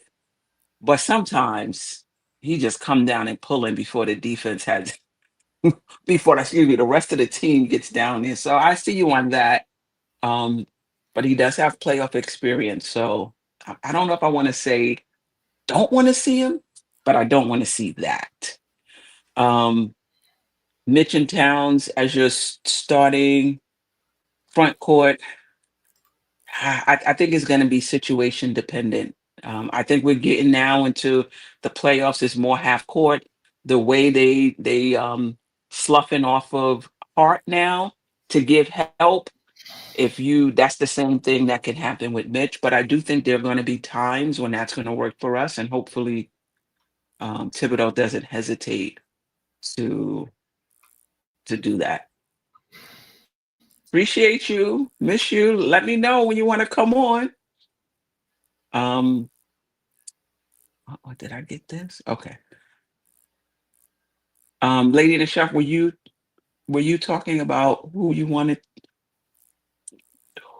Were you talking before the super chat? No, I was gonna go, and then you read the super Okay. chat, but I think this whole series can go either way. Detroit being the underdogs, they kind of know that they have the Knicks hand, right? But with the playoffs coming, anything is possible. Teams know how to turn it up. I'm hoping with the Knicks having this much needed rest, having fresh legs, they can come out aggressive, and stay consistency through each game throughout the series and take control, especially with game one. I do agree with Geoff.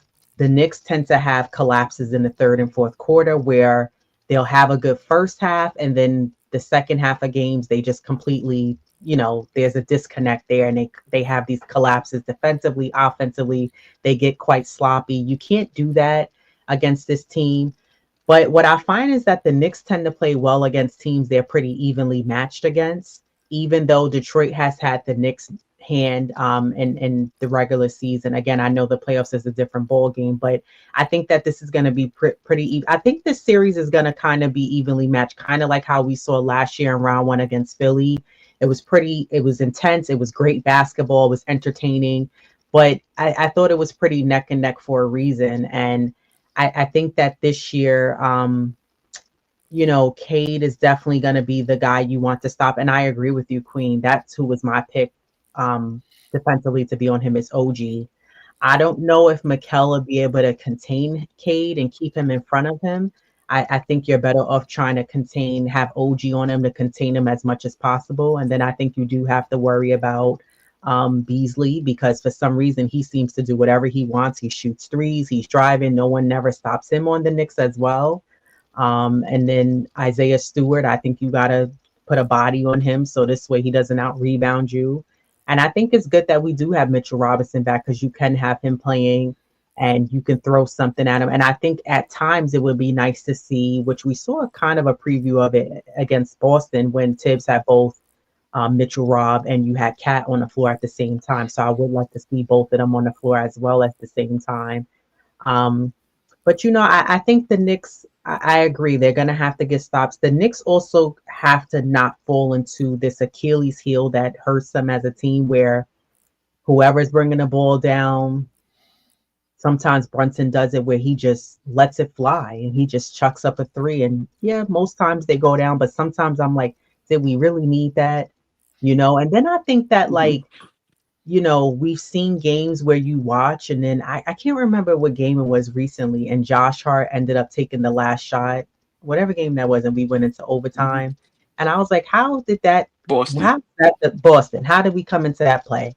And then speaking of Boston, I know Cat can't play that same lackluster, sorry defense that he played against KP and Boston. That can't happen in versus Detroit. Like, you have to step up to the plate, and all the Knicks have to step up. That double teaming, I know that's something that Tibbs has them doing, where they're playing that help defense. And to me, that's another Achilles heel that this Knicks roster has. They like to help out defensively, and then all of a sudden they have to run out to the corner to the shortest end of the three-point line, and they're trying to guard, and it just hurts them. And I think that they have to be prepared for that, because no team, you can't sleep on them. Every team is beatable in this league, but you can't sleep on teams like Detroit. And again, Detroit is pretty much evenly matched with this Knicks team. And you just were calling out the stats, and they were pretty neck and neck for the most part. So I think that the Knicks have to be prepared. Really, I'm not worried about them offensively. The Knicks are going to have to play defense.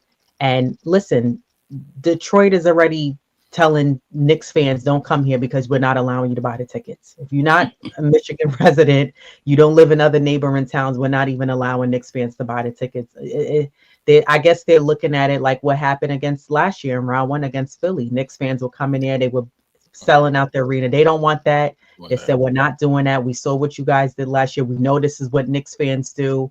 So the Knicks are going to have an advantage having home court, which I think is amazing for them, but they need to take advantage and win those games. Correct. So we'll see. We're not going all the way to Detroit, man. Come on, tell Detroit they can relax. Relax, relax. Yeah, We ain't they going already there. put a bid To the now. Philly, Motown Museum. That's all y'all got going now. You ain't got to worry about us. We'll catch the Knicks at home when they come back. yeah, Motown. yeah, Philly's a couple of hours. It takes us as long to get to Philly. It takes us to go to work, sitting in traffic in the morning sometimes. So relax. Yeah, relax. It's not that serious. You know, Um, Mhm.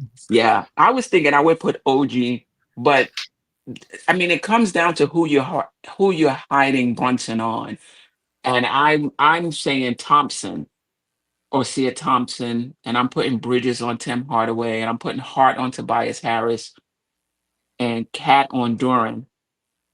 The thing with Cat is foul trouble. That's the thing with Cat. You be like, yeah, we do want the rim protection. I do want you to rotate and get to it, but this guy is a foul magnet. And we're gonna need him in this game. And they got Druin they can throw at him, Isaiah Stewart they can throw at him, and he's not getting any calls. He get roughs up when he goes to the basket. He's not getting any calls. That's not it. It didn't happen in the regular season. I don't anticipate it changing in the playoffs. But that's a concern for me. Cat getting into foul trouble. What do you guys think about that? Is that a concern or not really? We got Mitchell Robinson now. We could throw Precious. No, And it's a concern. That's a concern. And then if you do bring in Precious, is Precious gonna be awake or is he gonna be on a gummy? He's been taking those gummies before game. Like he's so slow motion. I'm like, wake up, And then against Brooklyn, he was literally driving into brick walls. So yeah, I mean that's cool. I'm more comfortable and confident with Mitchell Robinson coming in and hold it down when he needs to come in. And if case Cat gets into foul trouble, but I don't Mhm. know about Precious. He can be all. He's like a light switch. He can be on and off whatever games. He's very hot and cold. And then when he does come in, he'll have one explosive moment, a nice, dunk or a nice move to the basket. But then you get other games and you're like, what happened? You did that. What happened the last game? You can't do that again. So I don't know. Yeah, Ajay, any concern about Cat getting into foul trouble? And what do you want to see from Cat in this series? him getting in foul trouble that's always a concern. That is always a concern.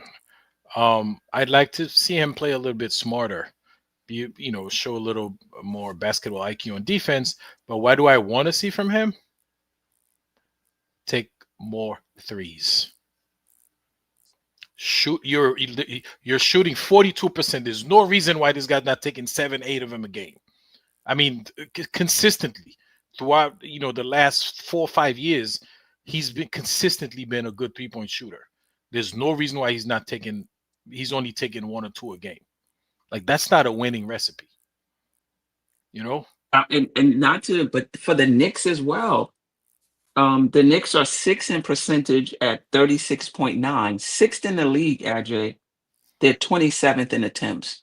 So the same thing that holds true for Karl-Anthony Towns holds true for the entire Knicks team. Yeah, They don't shoot enough to take advantage of the fact that they shoot it well. and it opens it up, man. It keeps if it keeps Jalen Duran or Isaiah Stewart, Beef Stew is overrated, by the way.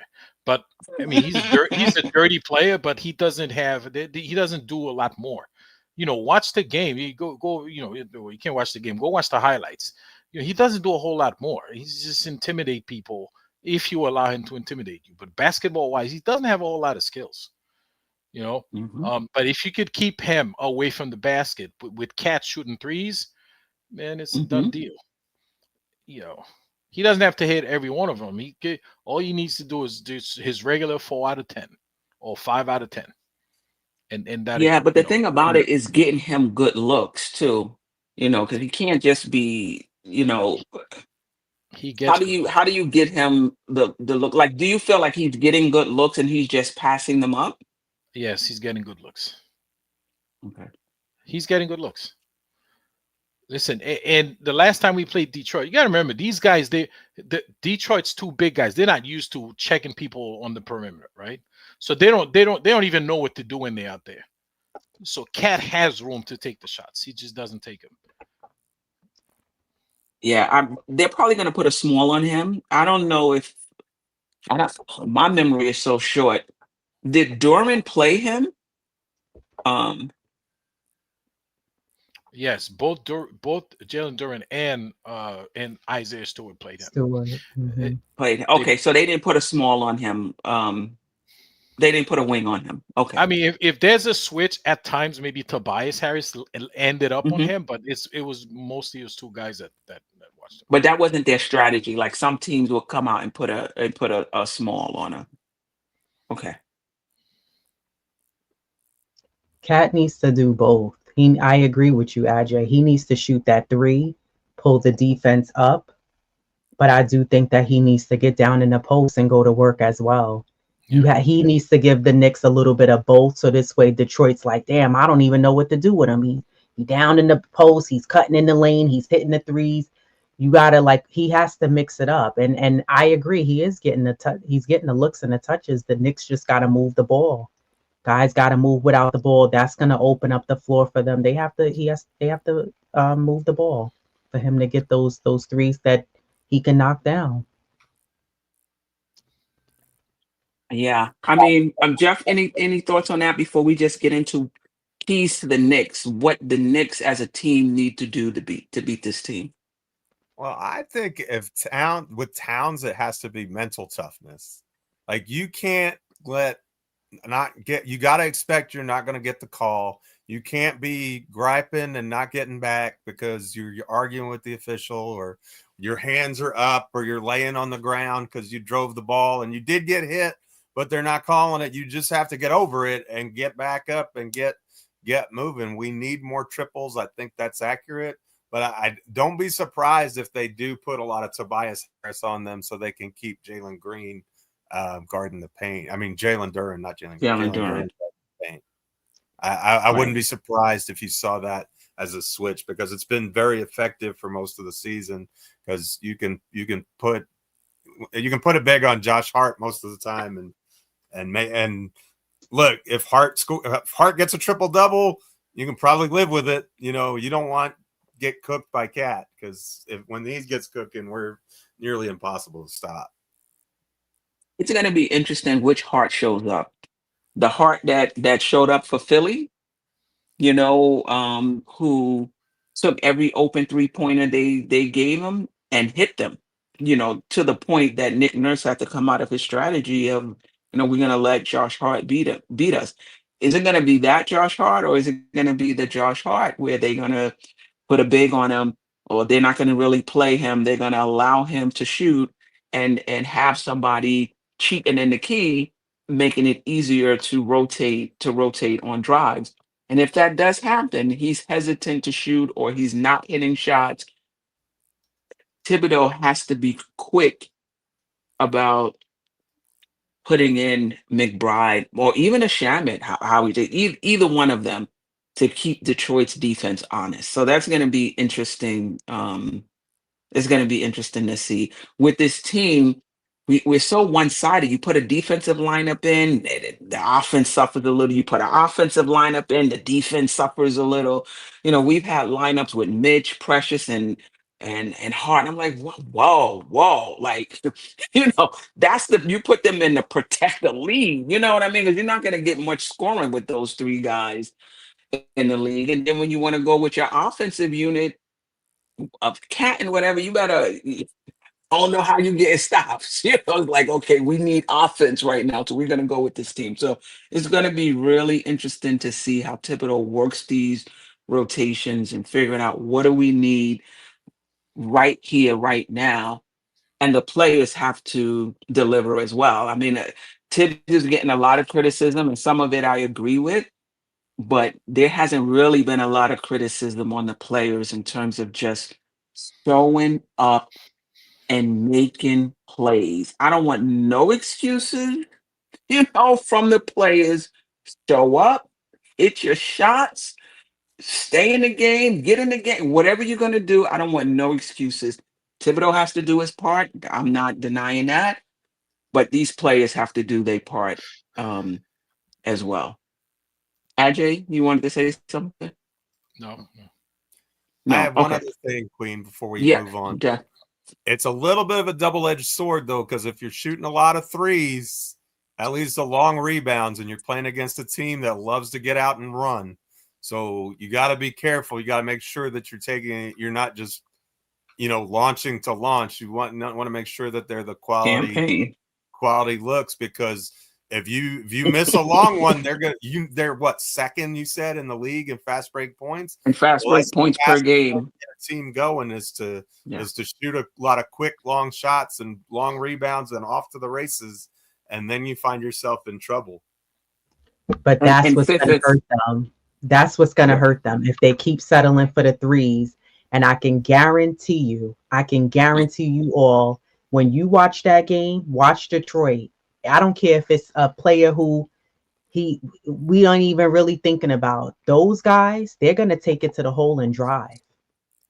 When you watch the Knicks when they play against other teams, a lot of teams, the focal point is attack. Whether they're getting a foul or not, they're going into they're driving. The Knicks, a lot of times we settle, not just for threes, but we just settle for jump shots a little too much. And we're not stopping the clock. We're not getting to the free throw line enough. And then when we do get to the free throw line, we're not even knocking them down, because that's been a pain point for us this season, where we haven't been that great from the free throw line. Some games we're missing 6-8 free throws. So them guys on Detroit, I'm telling you, they're going to drive. They're not going to just settle. They're going to attack. And what's going to happen is it's not going to just be it's going to be several guys. They're going to be fouling guys. Detroit's going to stop the clock, get to the free throw line. The Knicks have to figure out a way how to drive. You can't just make the game, we're just going to shoot mid-range, we're going to shoot threes. Brunson's going to, I'm telling you, you're not going to win any series. I don't care against what team we're playing. You have to attack the basket as well. Yeah, they're 11th in free throw attempts. We're 22nd, 23rd in free throw attempts. And again, it's the same issue with the Knicks, a volume issue, being really good percentage-wise, because I think percentage-wise, the Knicks are free throw percentage fifth in percentage, but 23rd in attempts. So it goes back to, to the same thing. You're good at something, but you're not taking enough of it to benefit from it. Well, Queen, that's Yes. a little bit of unfair assessment, because Okay. the free throws also depend on the calls. Okay. We watched all season, man. I'm sorry. I think the refs are unfair to the Knicks. Cat and Brunson get fouled a lot, and they don't call a lot. They don't call them. So the attempts, I don't think it's the guys not being aggressive. I think it's just the refs swallowing the whistle. A lot of times. And on the other end, you look at the guy hard, man. They call a foul on you. Yeah, Towns gets no grace. Yeah. He gets no grace. But to your point, they're not a really good 3-point. To your point, Lady&TheChef, they're a really good 3-point shooting team. They want to get their points in the paint. They want to get their points off the fast break, which is in the paint, right? That's them. The Knicks have to be. Now, the Knicks defense is geared toward protecting the paint, so they should be okay in this series. We shall see. We shall see. I think in terms of attempts, they take, wow, the Knicks are down there too. They take 35.4 3-pointers per game, and that's 22. And the Knicks take 34 a game. That's 27. The Knicks only take 34 threes. It's really hard to imagine. All right. What concerns, if anything, what do you want to see? Let's talk about Thibodeau. What do you want to see from Tibbs in this series? We're not going to be able to get to everybody, but let's do Tibbs in the bench. Yeah, what do you want? And Brunson. I do want to talk about Brunson in this series. What do you want to see from Tibbs in this series? Lady and the Chef, will start with you. For Tibbs, I want to see if guys are off, make the switch. I think you got to take it matchup game by game, matchup by matchup. If something's not working, let's just say he thinks Mikal should be on Cade. If that's not working, you got to get OG on him. The adjustments is what I want to see from him. And then also like I saw again, I don't remember what game it was. This is recent where Bridges was in the fourth quarter and he didn't put OG in until about 5 minutes left. And I said, why? Why? Bridges has given you nothing all night. So again, just like little decisions, making game call decisions like that. But I think with Tibbs also, like, you got to figure out how to get these guys to come out with some energy after halftime. Sometimes the Knicks look a little sluggish. They look like they still need a couple of extra minutes, and they collapse.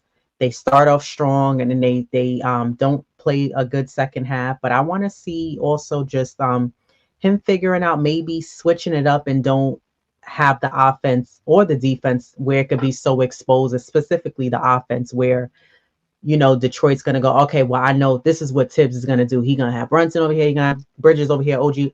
Like, I think sometimes you got to switch it up. And again, if you have a case where maybe Shamit has a hot hand, you got to leave him in the game. You can't say, well, okay, I gave him his couple of minutes. Let me sit him down. I don't think that's the answer. So I'm going to be looking for the decision making from him, the in-game decisions and the schematics as well. As far as like, how are the Knicks out there running the offense? Is there spacing? Is the ball movement? Are players moving without the ball? Is Tibbs calling that out? And then defensively wise, I'm curious how he's going to utilize Mitchell Robinson and how much of Robinson he's going to use. Now that we're in the playoffs, he's been able to gather his bearings, since he's been back. So I'm curious how he's going to utilize Mitch and how carefully you have to utilize Mitch, because you need Mitch the whole damn playoffs, so you got to watch out how you're going to utilize him as well. But yeah, as far as Tibbs, that's what I'm really looking for. Like the decisions on offense, defense, the rotations. And then, like, what plays are we running against these guys? Are we just Brunson just dribbling the air out the ball, and then you got to make a last second shot and you throw it up to Josh and he's just throwing it up, or you got campaign? Like, I think you got to check guys like that too. That they're just randomly throwing up shots because you got 2 seconds left on the shot clock. So I'm be looking for a couple of things with Tibbs specifically. Ajay? From Tibbs? What are you looking for? Somebody in chat said adjustment. I don't know what I'm looking for Tibbs, man. I'm looking for him. So Lady and the Chef said, she wants, like, if someone is not having a good night, for Tibbs to sit that person. But by the same token, if somebody's hot, keep that person in. I mean, Tibbs, I don't know how many times this year we see somebody get hot, and then he's like, man, you too hot, man. I'm gonna have to cool you off on the bench. We need him to keep that player on the floor until that player naturally cools off, or until the other team adjusts to that person to cool them off, and then you go back to your regular rotation. I want him to be a little more strategic and not that cookie cutter. Like, you got to follow the game, man. It can't be, at this minute, this guy comes on. This minute, this guy comes off, no matter what's going on in the game. And sometimes you have to, it can't be that you're adjusting to what they do. You have to make them adjust to what you do. Because a lot of time Tibbs, like, let's say he'll have, Bridges guard. If Bridges is guarding Cade Cunningham, so Bridges would literally play the exact same amount of minutes that Cade is playing. Shake it a little bit. Sometimes, throw somebody else on him just to throw him off a little bit. You can't, the element of surprise, man. You can't have the other team. If the other team know what you're going to do, that gives them a bit of an advantage on you if they already know what you're going to do. Queen, I know you like to say it's the playoffs. There are no surprises. But There's no surprise. I wasn't gonna say anything. There's no no, surprises in the there's no playoffs. surprises with the players and their skill set and what they Yeah. can do. But the one thing you can surprise them with is how you manage the rotation. Okay, and I think Tibbs, we need to do that. So Okay. How would you know though? Like how would you know if it's just because in basketball it's not in this particular situation you're supposed to do this, right? Like I've said this before, you can have five different coaches in a particular situation, and each one of them make a different call in that situation. And you may want to see him do this, he may feel to go in the other way. How would you know that the adjustment was made or wasn't made, or the rotation was made or not for that particular situation, given that it's not black and white? sometimes it is black and white because sometimes you see the guys going like he'll call a timeout and you know exactly what's going to happen. You know who's coming on the floor after that timeout. Okay. Now, how would you know? I thought you was going to ask, how would you know if the right decision was Mm, made? You don't know, right? Same Because question. the results gonna determine, oh, he made a right move or he made the wrong move. I would like to see him make a move, any move. It could be, if Shamet, Landry Shamet comes on, he hits two 3-pointers. Let him rock another 60, 120 seconds. Let them adjust to Landry Shamet getting hot. Yeah. Throw them off their game a little bit. Don't make it easy for them. If campaign comes in, he throw a couple of this awkward shots he take and they go in. Let them figure out how to stop him. Don't put him on the bench and bring back. I know Jalen Brunson's your man, but let him rock a little bit. Let them figure it out. Once they adjust and he's no longer shooting them, you bring back you go back to your core guys. Yeah. That's what I'm I saying. mean, for me, though, I'm going to be paying a lot of attention. I'm going to be spending a lot of time with Freezy. Um, and there's another guy who really breaks it down because I feel like some of the stuff we're talking about is philosophical. It's philosophical stuff. Like a coach, like there's nothing that says if somebody gets hot, you have to keep them in the game. That's a philosophy thing. Some coaches do that. I did that. That's a philosophy I held. Somebody got hot, I rode the momentum, but that's not something that's in stone that that's what you're supposed to do. There are many coaches who feel like I'm not messing up my rotations for a guy that's hitting a few shots. So that those things are philosophical things. And I think as a fan base, sometimes the philosophy stuff, we feel like it's black and white. This is the way you're supposed to do it. And we don't give a lot of leeway to different coaches doing it differently than we do it. It's not like in this situation, you have to do this. But I do think it's fair to disagree with Thibodeau on those things. But we come at it as if that's what you're supposed to do, and he's not doing it. So I'm the philosophical stuff. I'm not as that concerned about. I'm more concerned, and I don't know enough about NBA offenses. So this is why I want to get with Breezy and those who do know a lot about NBA offense, because I'm more interested in this is what Detroit is doing to make it difficult for Brunson. What adjustment can we do to make it easier for him? Or, they're they're doing they're crowding. I don't know. They're crowding Cat, or they're doubling Cat because Josh Hart is not garnering any respect. You know, when are we going to take out Josh Hart and put in a shooter? Like I'm more interested in those types of stuff. And I got to be honest because I don't know a lot. I can't really break down NBA offenses. Sometimes it's hard for me to know what adjustment should have been made in that moment to counteract what that team did. And so, there are other content creators out there that I'll listen to after the show, and Freezy is really, really, really good with that to help me understand. Like in that situation, I think I would have did that. But a guy is hot, this, that, like to me, that's more,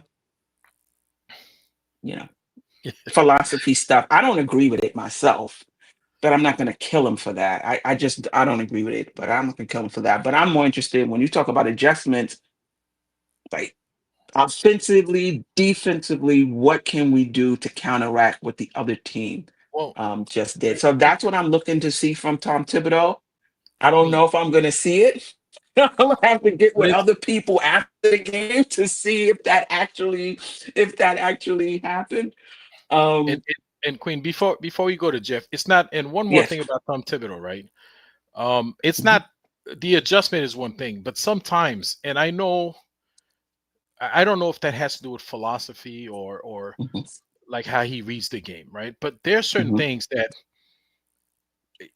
listen, I'm not a coach. I've never coached before, but I could tell certain things, right? I tell people mhm, all the time. Listen, I've never written a book, but I could tell you a good book. mhm, I never acted, never wrote a script for a movie. I could tell you a good movie, right? mhm, There are certain things that the coach does, and you're like, what? Like, what do you do that for? And I don't know if it's philosophy. I don't know if it's a misread sometimes, and I don't know. And in more recent games, right, where we had, I know, and you and I, we talked about that, offline, the Boston game, right? And I understand your point when when we didn't foul Jason Tatum. To me, that was an egregious blunder. You said no, no, no. That's his philosophy. He doesn't do that. and he's not the I only coach. No, I got you. He's I not got. the only. He's not the only I coach. This is what I'm saying. How we jump on him as if you supposed to foul in Queen. that situation. I would have fouled in that situation, but I it's not automatic. I get it, and Is I the don't. I only don't. point I I'm don't. trying to bring up. I don't disagree with you. That's his philosophy. But sometimes, like common sense and the analytics got to take over and say, no, no, no, your philosophy is not going to work here. This is what you got. You have a better chance of winning the game if you foul them before. Jason Tatum, I don't even have to look at it, has probably hit at least 60% of those straight on threes all season long. I don't even have to look at it because just looking, watching games, he's almost guaranteed from that spot, right? Mhm. And that I understand, but sometimes the games got to say, you know what, this philosophy is not going to work this time. Let's just, but you got to make the decision right away. And was it? I think it was in that same game. In that same game we had 2.6 seconds left. Josh Hart Gosh, huh. somehow ended up on the floor. Take that last. To me, philosophy or not, sometimes the games get. You got to give yourself a chance to win the game. Okay, because and I know Boston, they see Josh Hart on the floor, they're like, yeah, we getting that one. We going overtime on that one. All they No, had we're to gonna do, leave him open. We're gonna yeah, scramble and cover everybody and except let the ball right, right, because um Josh Hart, go to him. with 2.6 seconds, he doesn't have enough time to drive to the basket and do like something that's efficient. So to me, he shouldn't have been on the floor at that with that little. He's not gonna get a rebound and put it in a put back or anything like that. You know what I'm saying? And that's I'd like to I see him. agree with you. We talked about that. Like Yeah. I'm not sitting here saying No, no, that I I would know. do I'm Queen. I'm everything that I I, wouldn't have had Josh Hart in the I'm just game, and I would have fouled Tatum as saying. also. It's just that we come at it as if this is what you're supposed to do, No, and he's not doing it. It's I'm not just coming at I it like that. disagree with that decision. I'm not coming at it like that. I'm saying, and you ask, what do I want to see from Tom Thibodeau? I want to see him sometime in the game to recognize like his philosophy doesn't Faster. work in certain situation, and he's got to make that decision to see. I understand he does what he does. That's what he's stubborn. People call him stubborn. Sometimes I not don't know stubborn. if the Josh Hart thing was a philosophy thing. I'm I'm not just sure what that. I'm not sure No, what that. overall, I'm just saying. Yeah. Sometimes he's got to read the game. Again, we're Monday morning quarterbacking this. Yeah, we saying yeah he should have. If it had worked, if Josh Hart would have hit that three, we're like, oh yeah, that was a brilliant move to put Josh Hart in. But I see, I still don't think so. I think that's what we get from Knicks fans. If we win, oh, Tom Thibodeau made a lot. Like this happened in the playoffs last year. If we won again, oh man, Tom Thibodeau made some great adjustments. I'm sitting here saying, really? It look the same to me, you know. Or if we lose, he didn't make the adjustments. And I don't think you can judge it based on the outcome.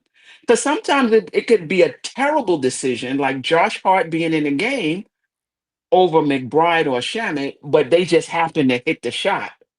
I don't know if that's still a good decision. They just It's not. made the It's not. shot. And It's sometimes not. you can make the right decision and bring in a McBride and bring in And a still miss the Shaman, and shot. that's the right decision. And they missed the shot. So I don't think you can base it on the outcome. I think you got to kind of look at all of the factors and say, given all of this, what decision would I have made? And I would not have had Josh Hart in the game. Now, you know, I don't know if there were other concerns that went into that decision to leave him in, but from, like you said, Monday morning quarterbacking, from the limited information that I had, I would not have had Josh Hart Right. um, And that's what in the I'd like game. to see from Tibbs. Some of these things, Yeah, no, I agree. recognize. And you have like a whole coaching staff with you, man. This is say, guys, hey, Brunson, what would you do?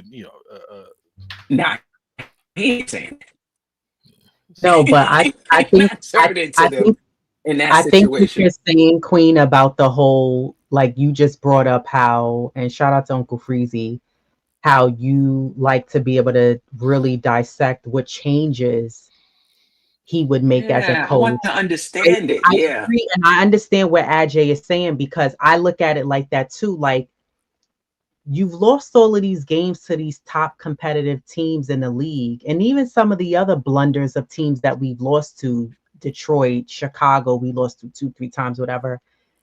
It's like, at what point do you figure out the strategy to make those changes on how do you figure out a way to close out those games and beat those teams? Whether you got blown out, you came close recently to Boston. Yeah, you didn't get blown out, but I agree, and I think that's an excellent point that you bring up. Like, you're watching the film, you've played these teams a bunch of times.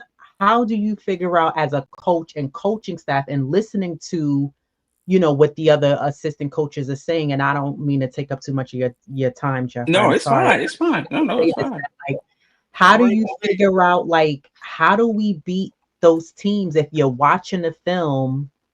And I agree. I don't think that Tibbs would be asking like, Brunson, how would you?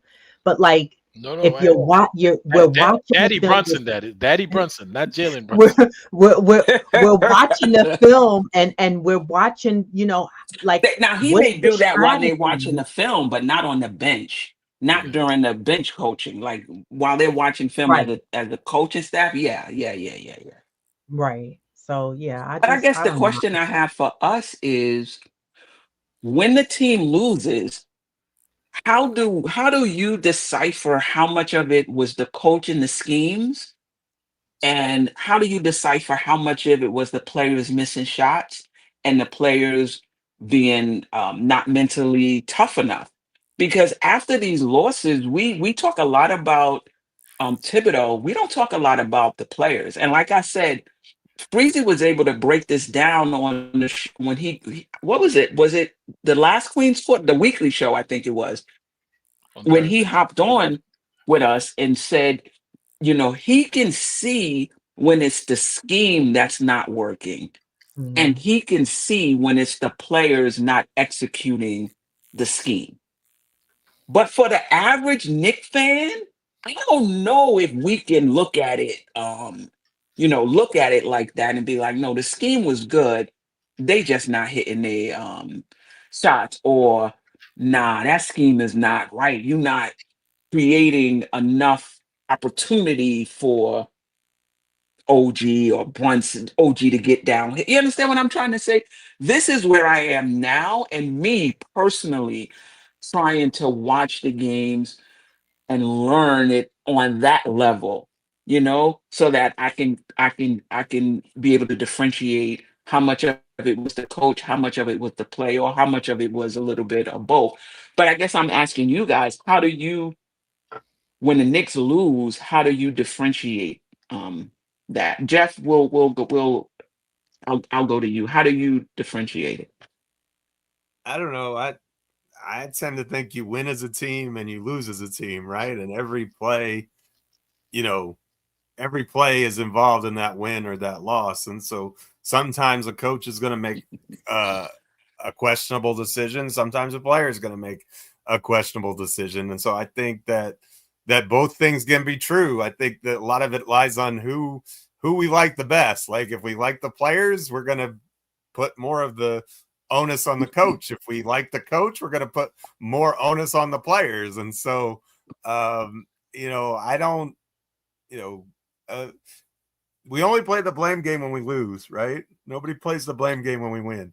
So, and it's hard because, some of these games are tight and they come down to one or two things, and it's easy to blame the guy who's 75% free throw shooter who misses that key free throw down the stretch. But what about the guy who missed the layup in the first quarter? The wide open was there. That 2 points is probably more important than that 1 point. But timing is where your focus gets on that one player and say, oh, that guy cost us the game, or that call cost us the game, or this, if the team looks unprepared, I think that can be on the coach sometimes, but sometimes it's the players not executing the game plan too. So it's really hard to, pinpoint, well, is this the players not doing what they're supposed to, or is this the coach doesn't have a clue and is just, walking around blindfolded trying to find, the light switch in the dark. It's a chicken and the egg argument to me. I don't know. I think there's truth in both sides, and they're all going to make mistakes. And if you want to blame the coach for it, that's your right. If you want to blame the players for it, that's your right. And the truth is probably in the middle. So you're probably both right. Yeah. Yeah. Those are the questions that come up too with the 09 record, you know, you know, for me, it's not even losing to them because sometimes teams are just better. And sometimes, but how we lost. So that does bring up the question of preparedness. That does bring up the question of whether or not you lost the ear of the players in terms of them, playing hard. But then it also, for me, brings up the issue of mental toughness with this team. Like just not being able to take a lump and fight back. And we've seen that, over and over again. So sometimes with this 0-9 record, East Blue Drew, I'm with you, trying to tease it out. How much of it is schematics, how much of it is tips not adjusting, how much of it is the players just not being mentally tough and not showing up and not playing with such a sense of urgency. And it's probably, to Jeff's point, somewhere in the middle. It's probably all of it.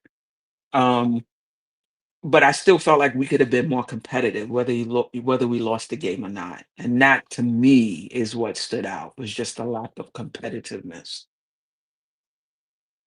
I agree, because when you see certain teams like the Magic and Rockets and they beat a team like, Cleveland or Boston, I'm like, well, damn, how come Mhm. they was able to figure out, even if they beat Mm. them one time, a win is a Right, win, but right, the right, Knicks couldn't figure right, it out one time. There's right. something wrong there. There's a disconnect there. So yeah, we have a bigger issue there. I mean, and I Mhm. agree. A lot of it is falls on the players, and like I 100% agree with Geoff just said. Sometimes I think the Knicks guys, they're just going out there and they're not even running the play Tibbs is telling them. I don't think they're doing it on purpose. I just think sometimes it's just like, well, this is how it ended up when we ran down the end of the floor. But I think that, and some of it is, a lot of it is the mental toughness, because again, I've seen teams, and Diva likes to text me and be like, yo, how the hell did Orlando just beat, Cleveland? Like, but the Knicks can't figure it out. She's like, what's wrong? Something's Mhm. wrong. There's a bigger issue Mhm. there. So Mhm. it's the mental toughness. It's not being locked in. It's the not lack of composure. It's just several things. It's not all on Tibbs. It's the players as well. Mm. Anthony D, appreciate you. Are we prepared to break down film after every game? No, I would love film sessions, man, because I definitely want to get better um at that. All right. Any before we get out of here really quick, what do you want to see from Brunson? AJ, really quick. We're gonna like 2 minutes each. You don't have to take all the time. 2 minutes max. You muted, AJ. Sorry, I don't even need 2 minutes. I want Brunson to do what he's been doing the past few postseasons that we've seen him. He's been tremendous in the postseason. But remember, you have more talent around you now. Okay, you don't have to do it all. You don't have to score 50 points unless it's absolutely necessary. So you have more talent around you. Just do what you've been doing the past couple of postseasons, starting from when you were in Dallas. Just keep the same grind. Keep doing the same thing. That's it. I don't even need 2 minutes. Can I say real quick though Yes. about Bridges and Josh Hart? Yes. They have these boneheads turnovers, like a couple each game. Please have those turnovers in the first quarter. Oh, what's up, Jarrell? Have those turnovers in the first quarters. Get it out the way so you don't mess it up in the fourth quarter. So just get those two bonehead turnovers, ball hitting you in the face kind of thing. Do that in the first quarter. That way we know the rest of the game we good. Are you concerned about length on Brunson? Like if they put a Sear Thompson on him, Schroeder on him. I doubt if they put. Is Sure. Tim Hardaway a decent defender? I mean, he does have length. I don't remember if he's a decent defender though. Thompson is probably would be more of a concern. Dennis Schroeder or Hardaway Jr. It's not gonna. Those guys are not gonna be a problem. But we've seen length, we've seen athleticism, we've seen all that up against Brunson, and he's been able to come through. So I'm Okay. not super concerned. No. All right, Lady and the Chef, what do you want to see from Brunson, and any concern about them putting length on him? Yeah, I want Brunson to be locked in and have a good sense of balance of when he's going to utilize his facilitating of the ball and then when he's just going to go off and take the shots that we need. I want him to be aggressive, but play smart, as Brunson typically does. Keep the turnovers down low. And then I would love to see him utilize the pick and roll, whether that results in an alley-oop, a nice quick bounce pass. I would love to see him driving into the paint and kicking it out as well. Yeah, I want to see him get guys involved early and then continue that on throughout the game. But if we can utilize that pick and roll, I don't think that they're going to be expecting that because the Knicks haven't utilized it much. But if the Knicks are smart, they'll utilize it. And I want to see him getting that ball movement there going, get guys those quick passes around the floor. I find when he does that and guys start to move, I don't want to see guys standing around watching him. I want to see other players moving around him, and I want to see Brunson be vocal. I want to see him be vocal and talk. The communication needs to be there. Yeah. And hopefully, to your point, though, sometimes when he goes into his mode, sometimes I have to stop and think: is he going into his mode because this is just how he's used to playing? Is he going into his mode because he's been passing it around and he's not getting anything from, from the rest of the players, and he's trying to score for us? So, like, for me, I'm really trying to pay attention to when is he going um, into this mode, because the playoffs are going to be tougher. Bridges, OG, McBride, Shamit. It's not going to be as easy as it was in the regular season. So when those guys get their opportunities, if they knock it down, that creates the space Brunson needs. Brunson can keep feeding them. If they're not hitting shots, now things closes in on Brunson, and now he might feel he needs to go more one-on-one because guys aren't hitting shots. So let's see how it plays out. Geoff, what would you like to see from him? I kind of feel like since he's come back from injury, he's kind of tried to force the issue at times when it's really not there.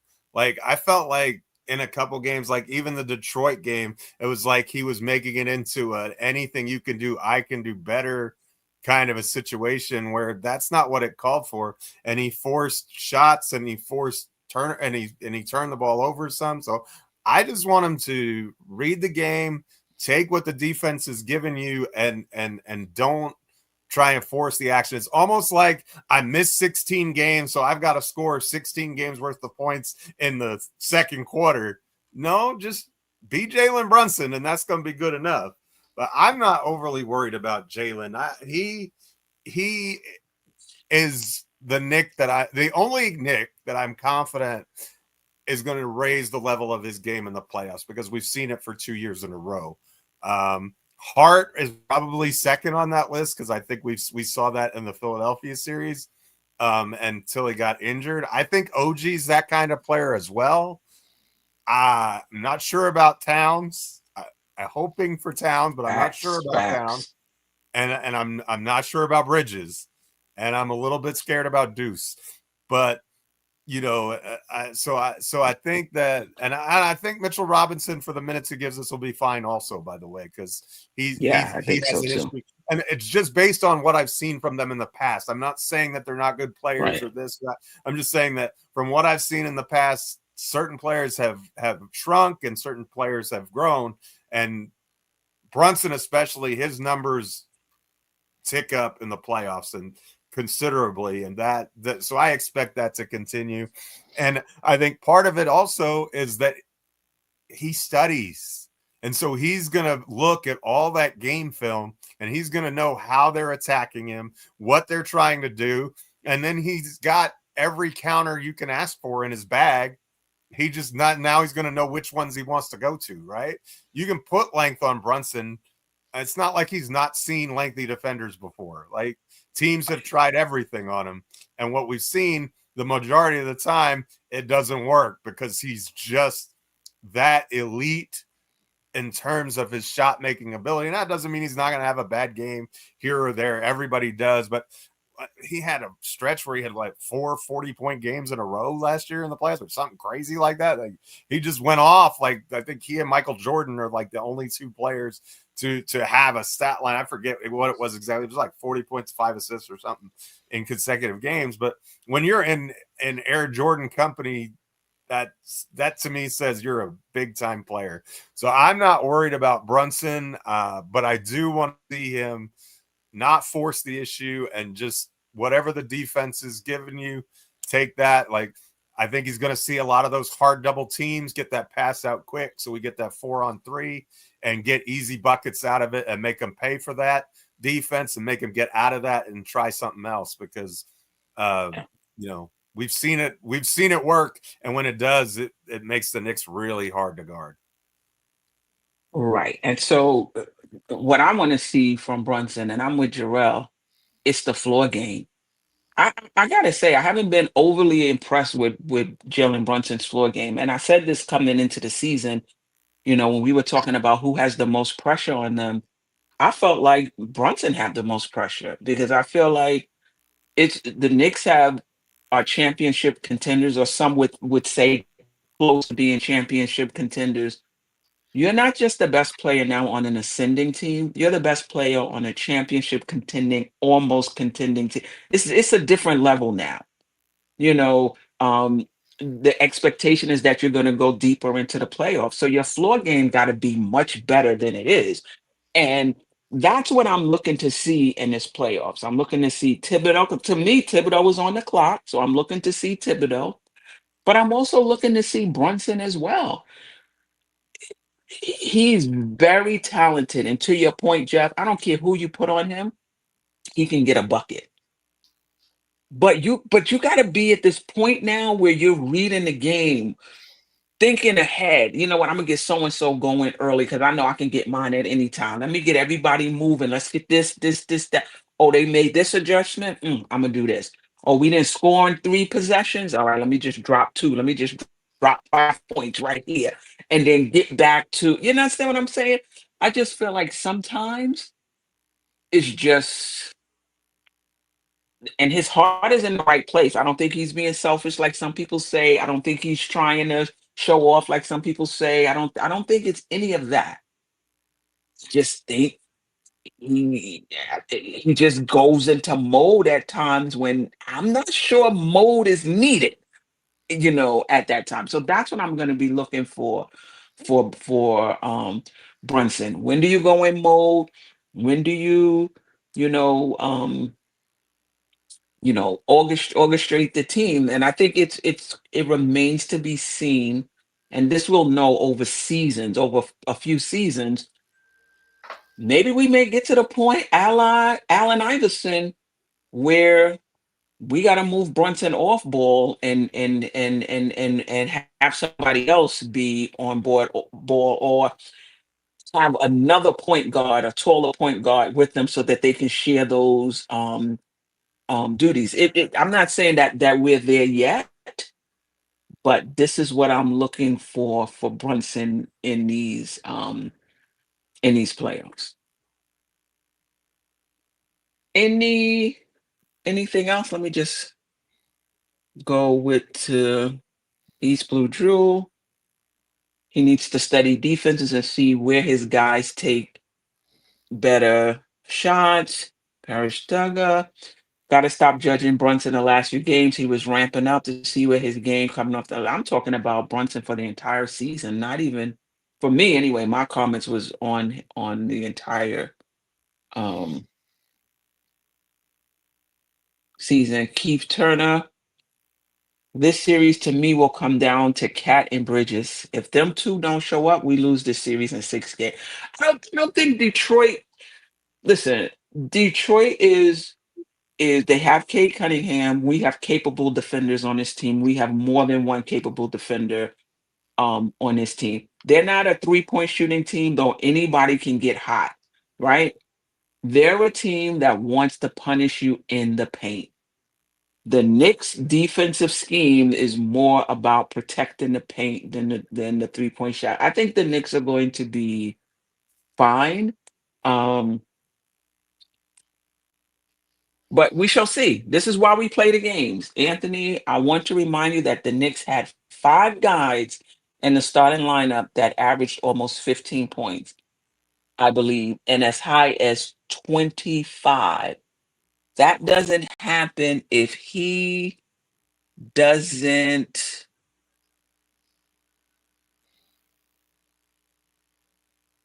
take a step back. Yeah, yeah, yeah. I hear you, Anthony, but I'm just saying there's just some games. It's just some games where it's very Brunson centric. It's him driving and shooting or him driving and passing. It's not a lot of, not a lot of movement. And listen, some of it is the adjustments that other teams have made, right? This team is not perfectly constructed, in my opinion. I know there's some out there who feel like this is a perfectly constructed roster, and it's just because of Thibodeau is not maximizing, which is what I don't think this roster is perfect. Far from it. After watching it for an entire season, I don't think the roster construction is there yet. And there's certain things that other teams are doing that's making it difficult um, for us. Yeah. I listen. I'm not banging on Brunson. That's my guy's favorite play on the team. It's Brunson who's the most passionate about each possession. Okay. All I'm saying is, I just need him to, just his floor game just got to step up a little bit. That's all. All right. Anything else? No. All right. Any Before the last storm. words? Last words and predictions. The calm before the storm. It's going to be a crazy starting this weekend. I don't like to predict because I'm always wrong. I'm not going to jinx the Knicks. I'm not going to say one way or the other. I hope we win. I think. Well, I'll say this: if the Knicks You hope play we Knicks win? basketball, we can win the series. If we don't play to our capability, that's the only time. We'll beat ourselves more than Detroit's going to beat us if we lose this series, in my opinion. And other than that, boy, Lady and the Chef and Aj was bringing it today. I learned a bunch. So thank you all for your insight. Excellent stuff. And Queen, you're fantastic as always. If you want to check out, I have an article about the ho-hum game against the Nets And coming out tomorrow. So if you want to check that out, I'd appreciate it on the blog. Okay. The link to Jeff's blog is in the description. He writes one every day. Not always about the Knicks, right? No, But it's not. It's always about but a lot sports. of Knicks It's always content. about the Knicks. But most of the time, this time of year, and for the playoffs and stuff, I'm going to have a lot of Nick content, and I have had the last couple of weeks because that's really what's going on. So, Yeah. plenty of Nick content up there right now. Lady&TheChef. Yeah. I have the Knicks winning this series. I think it's going to be a toughie, but a goodie and entertaining series. I'm curious too, because I did read earlier that they're saying that it's possible that Ivy could return during the series, which, with the Knicks luck, injured players always somehow magically get better. And Come right out the hospital, out of a coma. They ready right. to go. Right. So they can play the Knicks. So I'm sure he'll be back. And if he do, now that's something else that the Knicks have to worry about as well. But I think it'll make a good series for us to continue to break down throughout the show. But I got the Knicks winning. I'm not sure yet. I need to see how Saturday's game goes. But yeah, for me, I definitely I feel confident the Knicks can take it. If the Knicks don't, I think the front coaching staff, front office is gonna make some moves for sure. Regardless if the Knicks win or lose, but coaching staff wise, they're definitely gonna make some moves, I think. I think if the coaching staff goes, I think the front office goes too. Like I feel like the Tibbs and that front office, they're so Yeah. I think Dolan would have to fire Tibbs. I don't see Leon doing it after this season, but stranger things have happened. AJ? Just to follow up on Lady, Jaden Ivey, he come play for the Knicks, and then right after they play the Knicks, Queen, they go right back in that coma, right?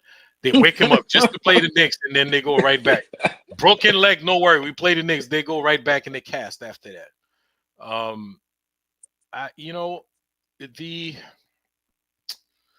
Our team is more talented than Detroit. I mean, they're just not there yet. They're a young team, and I say young not in terms of age, but in terms of their core group guys is a bunch of younger. They do have some vets, but overall, the Knicks is a more talented team than Detroit Pistons. I don't see Detroit winning this series. In fact, I don't see them win too many games in this series. So it's just, we're gonna win the series. Something would have to go horribly wrong for us to not win the series because pound for pound we're better. So yeah, I think so too. Including the bench too. I mean, yeah, they have Beasley coming off the bench. That's it, and everybody else is. I mean, what do you have? Well, they have Stewart and they have Schroeder coming off their bench. Stewart. They probably saying the same thing about us. Oh, they got McBride coming off. That's it. And then somebody is saying, "Oh, well, they got Shaman and Payne and Precious." They're like, "Yeah, all right, whatever." and I saw was it Shaq who said, I mean, Shaq's prediction is like the Knicks are gonna lose this series because they got Cade Cunningham and they got Beef Stew. Like, so in his mind, their second best player is Beef Stew. How do you win that series if that's your second best guy? That's the second guy that comes up in his head. I mean, they don't have. Listen, they have some okay players there, but they're not more talented than the Knicks. I mean, it would be a disaster for the Knicks if they lose that series to Absolutely. Tobias Harris. We know what Tobias Harris could do. He's not going to give you much, or he'll give you much in one game and then he disappears the rest of the series. Tim Hardaway Jr., same thing. If you play those guys like you play other NBA players, they're not going to do much. So yeah, I'm with you. I think the Knicks win in 5 or 6. If the game planning is there and the players show up and execute that game plan, the Knicks win in 5 or 6. Now, if they're taking away Karl-Anthony Towns and we're not making adjustments to get him back in the game, that's a problem. Now, this is where I'm feeling like with Thibodeau. Yeah, that's a problem.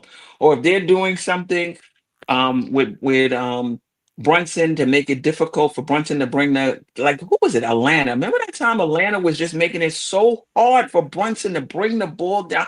By the time he was like 12 seconds off the clock before we, no adjustment, like not even a little screen to make it eat. Yes, yep. That's You a got problem. McCall on Trey Young, and you don't give Bridges the ball. Like, what? What are you doing there, Kai? Come on, like that is the biggest Mitch. That is barbecue chicken, and you're just like, nah, I'm gonna stick to asparagus. Yeah, those sorts of things, and you lose Yeah, the series because you're not taking advantage of mismatches. Yeah, that's definitely on the but coach, and that's a problem. Detroit don't have a Dyson Daniels though. Because they had Dyson Daniels. I know. Yeah. The Knicks in 5, maybe 6. That's And if it goes yeah. game 7, even if the Knicks win, it's just as disastrous as. I mean, if it goes to game 7, you really have some questions. Some people are gonna have to answer some tough questions. Exactly. Yeah. I don't disagree with that. I don't disagree with that at all. And I'm not taking anything away, anything away from them. All right. So Thursday, the Just Nick and Nate weekly show, we're gonna, go even more in depth on the matchup. The Knicks play Saturday, I believe, at Madison Square Garden at 6 p.m. on ESPN. Now we got to listen to all of these commentators. Because when it's on ESPN is also, I think we might be able to get it on MSG too, no? Or that stops in the playoffs? In the playoffs, they rarely do that in the playoffs, man. Okay. So Mute then, button all right, is we a got to thing. listen. I got no problem. I just put it on mute, and I don't. If it's Reggie Miller or Richard Jefferson or any of those clowns, I'm not listening to They that. have been as bad though. Like Reggie Miller was okay the last, Reggie Miller's never okay, Queen. I'm sorry. I can't. I love you. No, I You're mean my okay in fan, the sense that he wasn't giving the Knicks the business. I thought he was fair. He wasn't, he wasn't even his voice just like nails on a chalkboard to me. I can't handle Reggie. I don't like Richard Jefferson. I'll just watch the game on mute and be But you can there. listen to Monica and them on the radio if you want to do it like that. I don't know if it matches up. I don't know if it doesn't syncs match. up. It's out of sync. So Jabroni says MSG only does the first round. So maybe they do the first round, and after that, it's exclusively. Okay. So if they do the first round, we usually can get the ESPN game, not the TNT games, but I think we can get the ESPN games on MSG. No, I think it's the other way around. I think it's the other way around. If it's on national TV, I can't. It's on the other way. It's the other way around. I think the TNT game. I don't know. I don't know. Anyway, we'll get to watch it. I'm in Georgia now, so I have to do League Pass. Well, not League Pass. ESPN. No MSG for me either. So, all right, Lady&TheChef, where can they find you? Thursdays and then either Saturday or Sunday. So, I'm trying to move. So, I've been a little trying to handle this. But I will be doing shows though, covering the playoffs for sure. So look out for that. We'll be fine. MSG coverage. He said he has to listen to the game during the playoffs because of the crowd. He needs to feel the Garden through the TV. Yeah. That's a fair point, Jarrell. I'm not going to argue with you, big man. The crowd is awesome and impressive, even on television. Yeah. Man, listen. Anyway, oh my God. If you have the ESPN app, they have another feed. Unfortunately, it's like above the rim camera stuff. I don't know. Oh yeah, they do. They do. Unfortunately, it's not a great view. But the good thing is there are no commentators on there. It's just a feed. There's no talking. But you hear the crowd. You hear everything else. You hear what the guys are saying at the foul line. You hear all the curses and everything. Like that's raw. But it's not the greatest view. Yeah. Yeah. Geoff, Lady and the Chef, welcome back. We missed you these past 2 weeks. Your insights are great. Thank Glad you to for be just here. being with us this entire season. Actually, Geoff, you already know. Ajay, you already know. Shout out to the fans that's in the chat and those who listen to us who are not in the chat. And then, of course, the replay gang. There's no content creation without those that are listening to the show. So we appreciate you all. Until next time. Peace.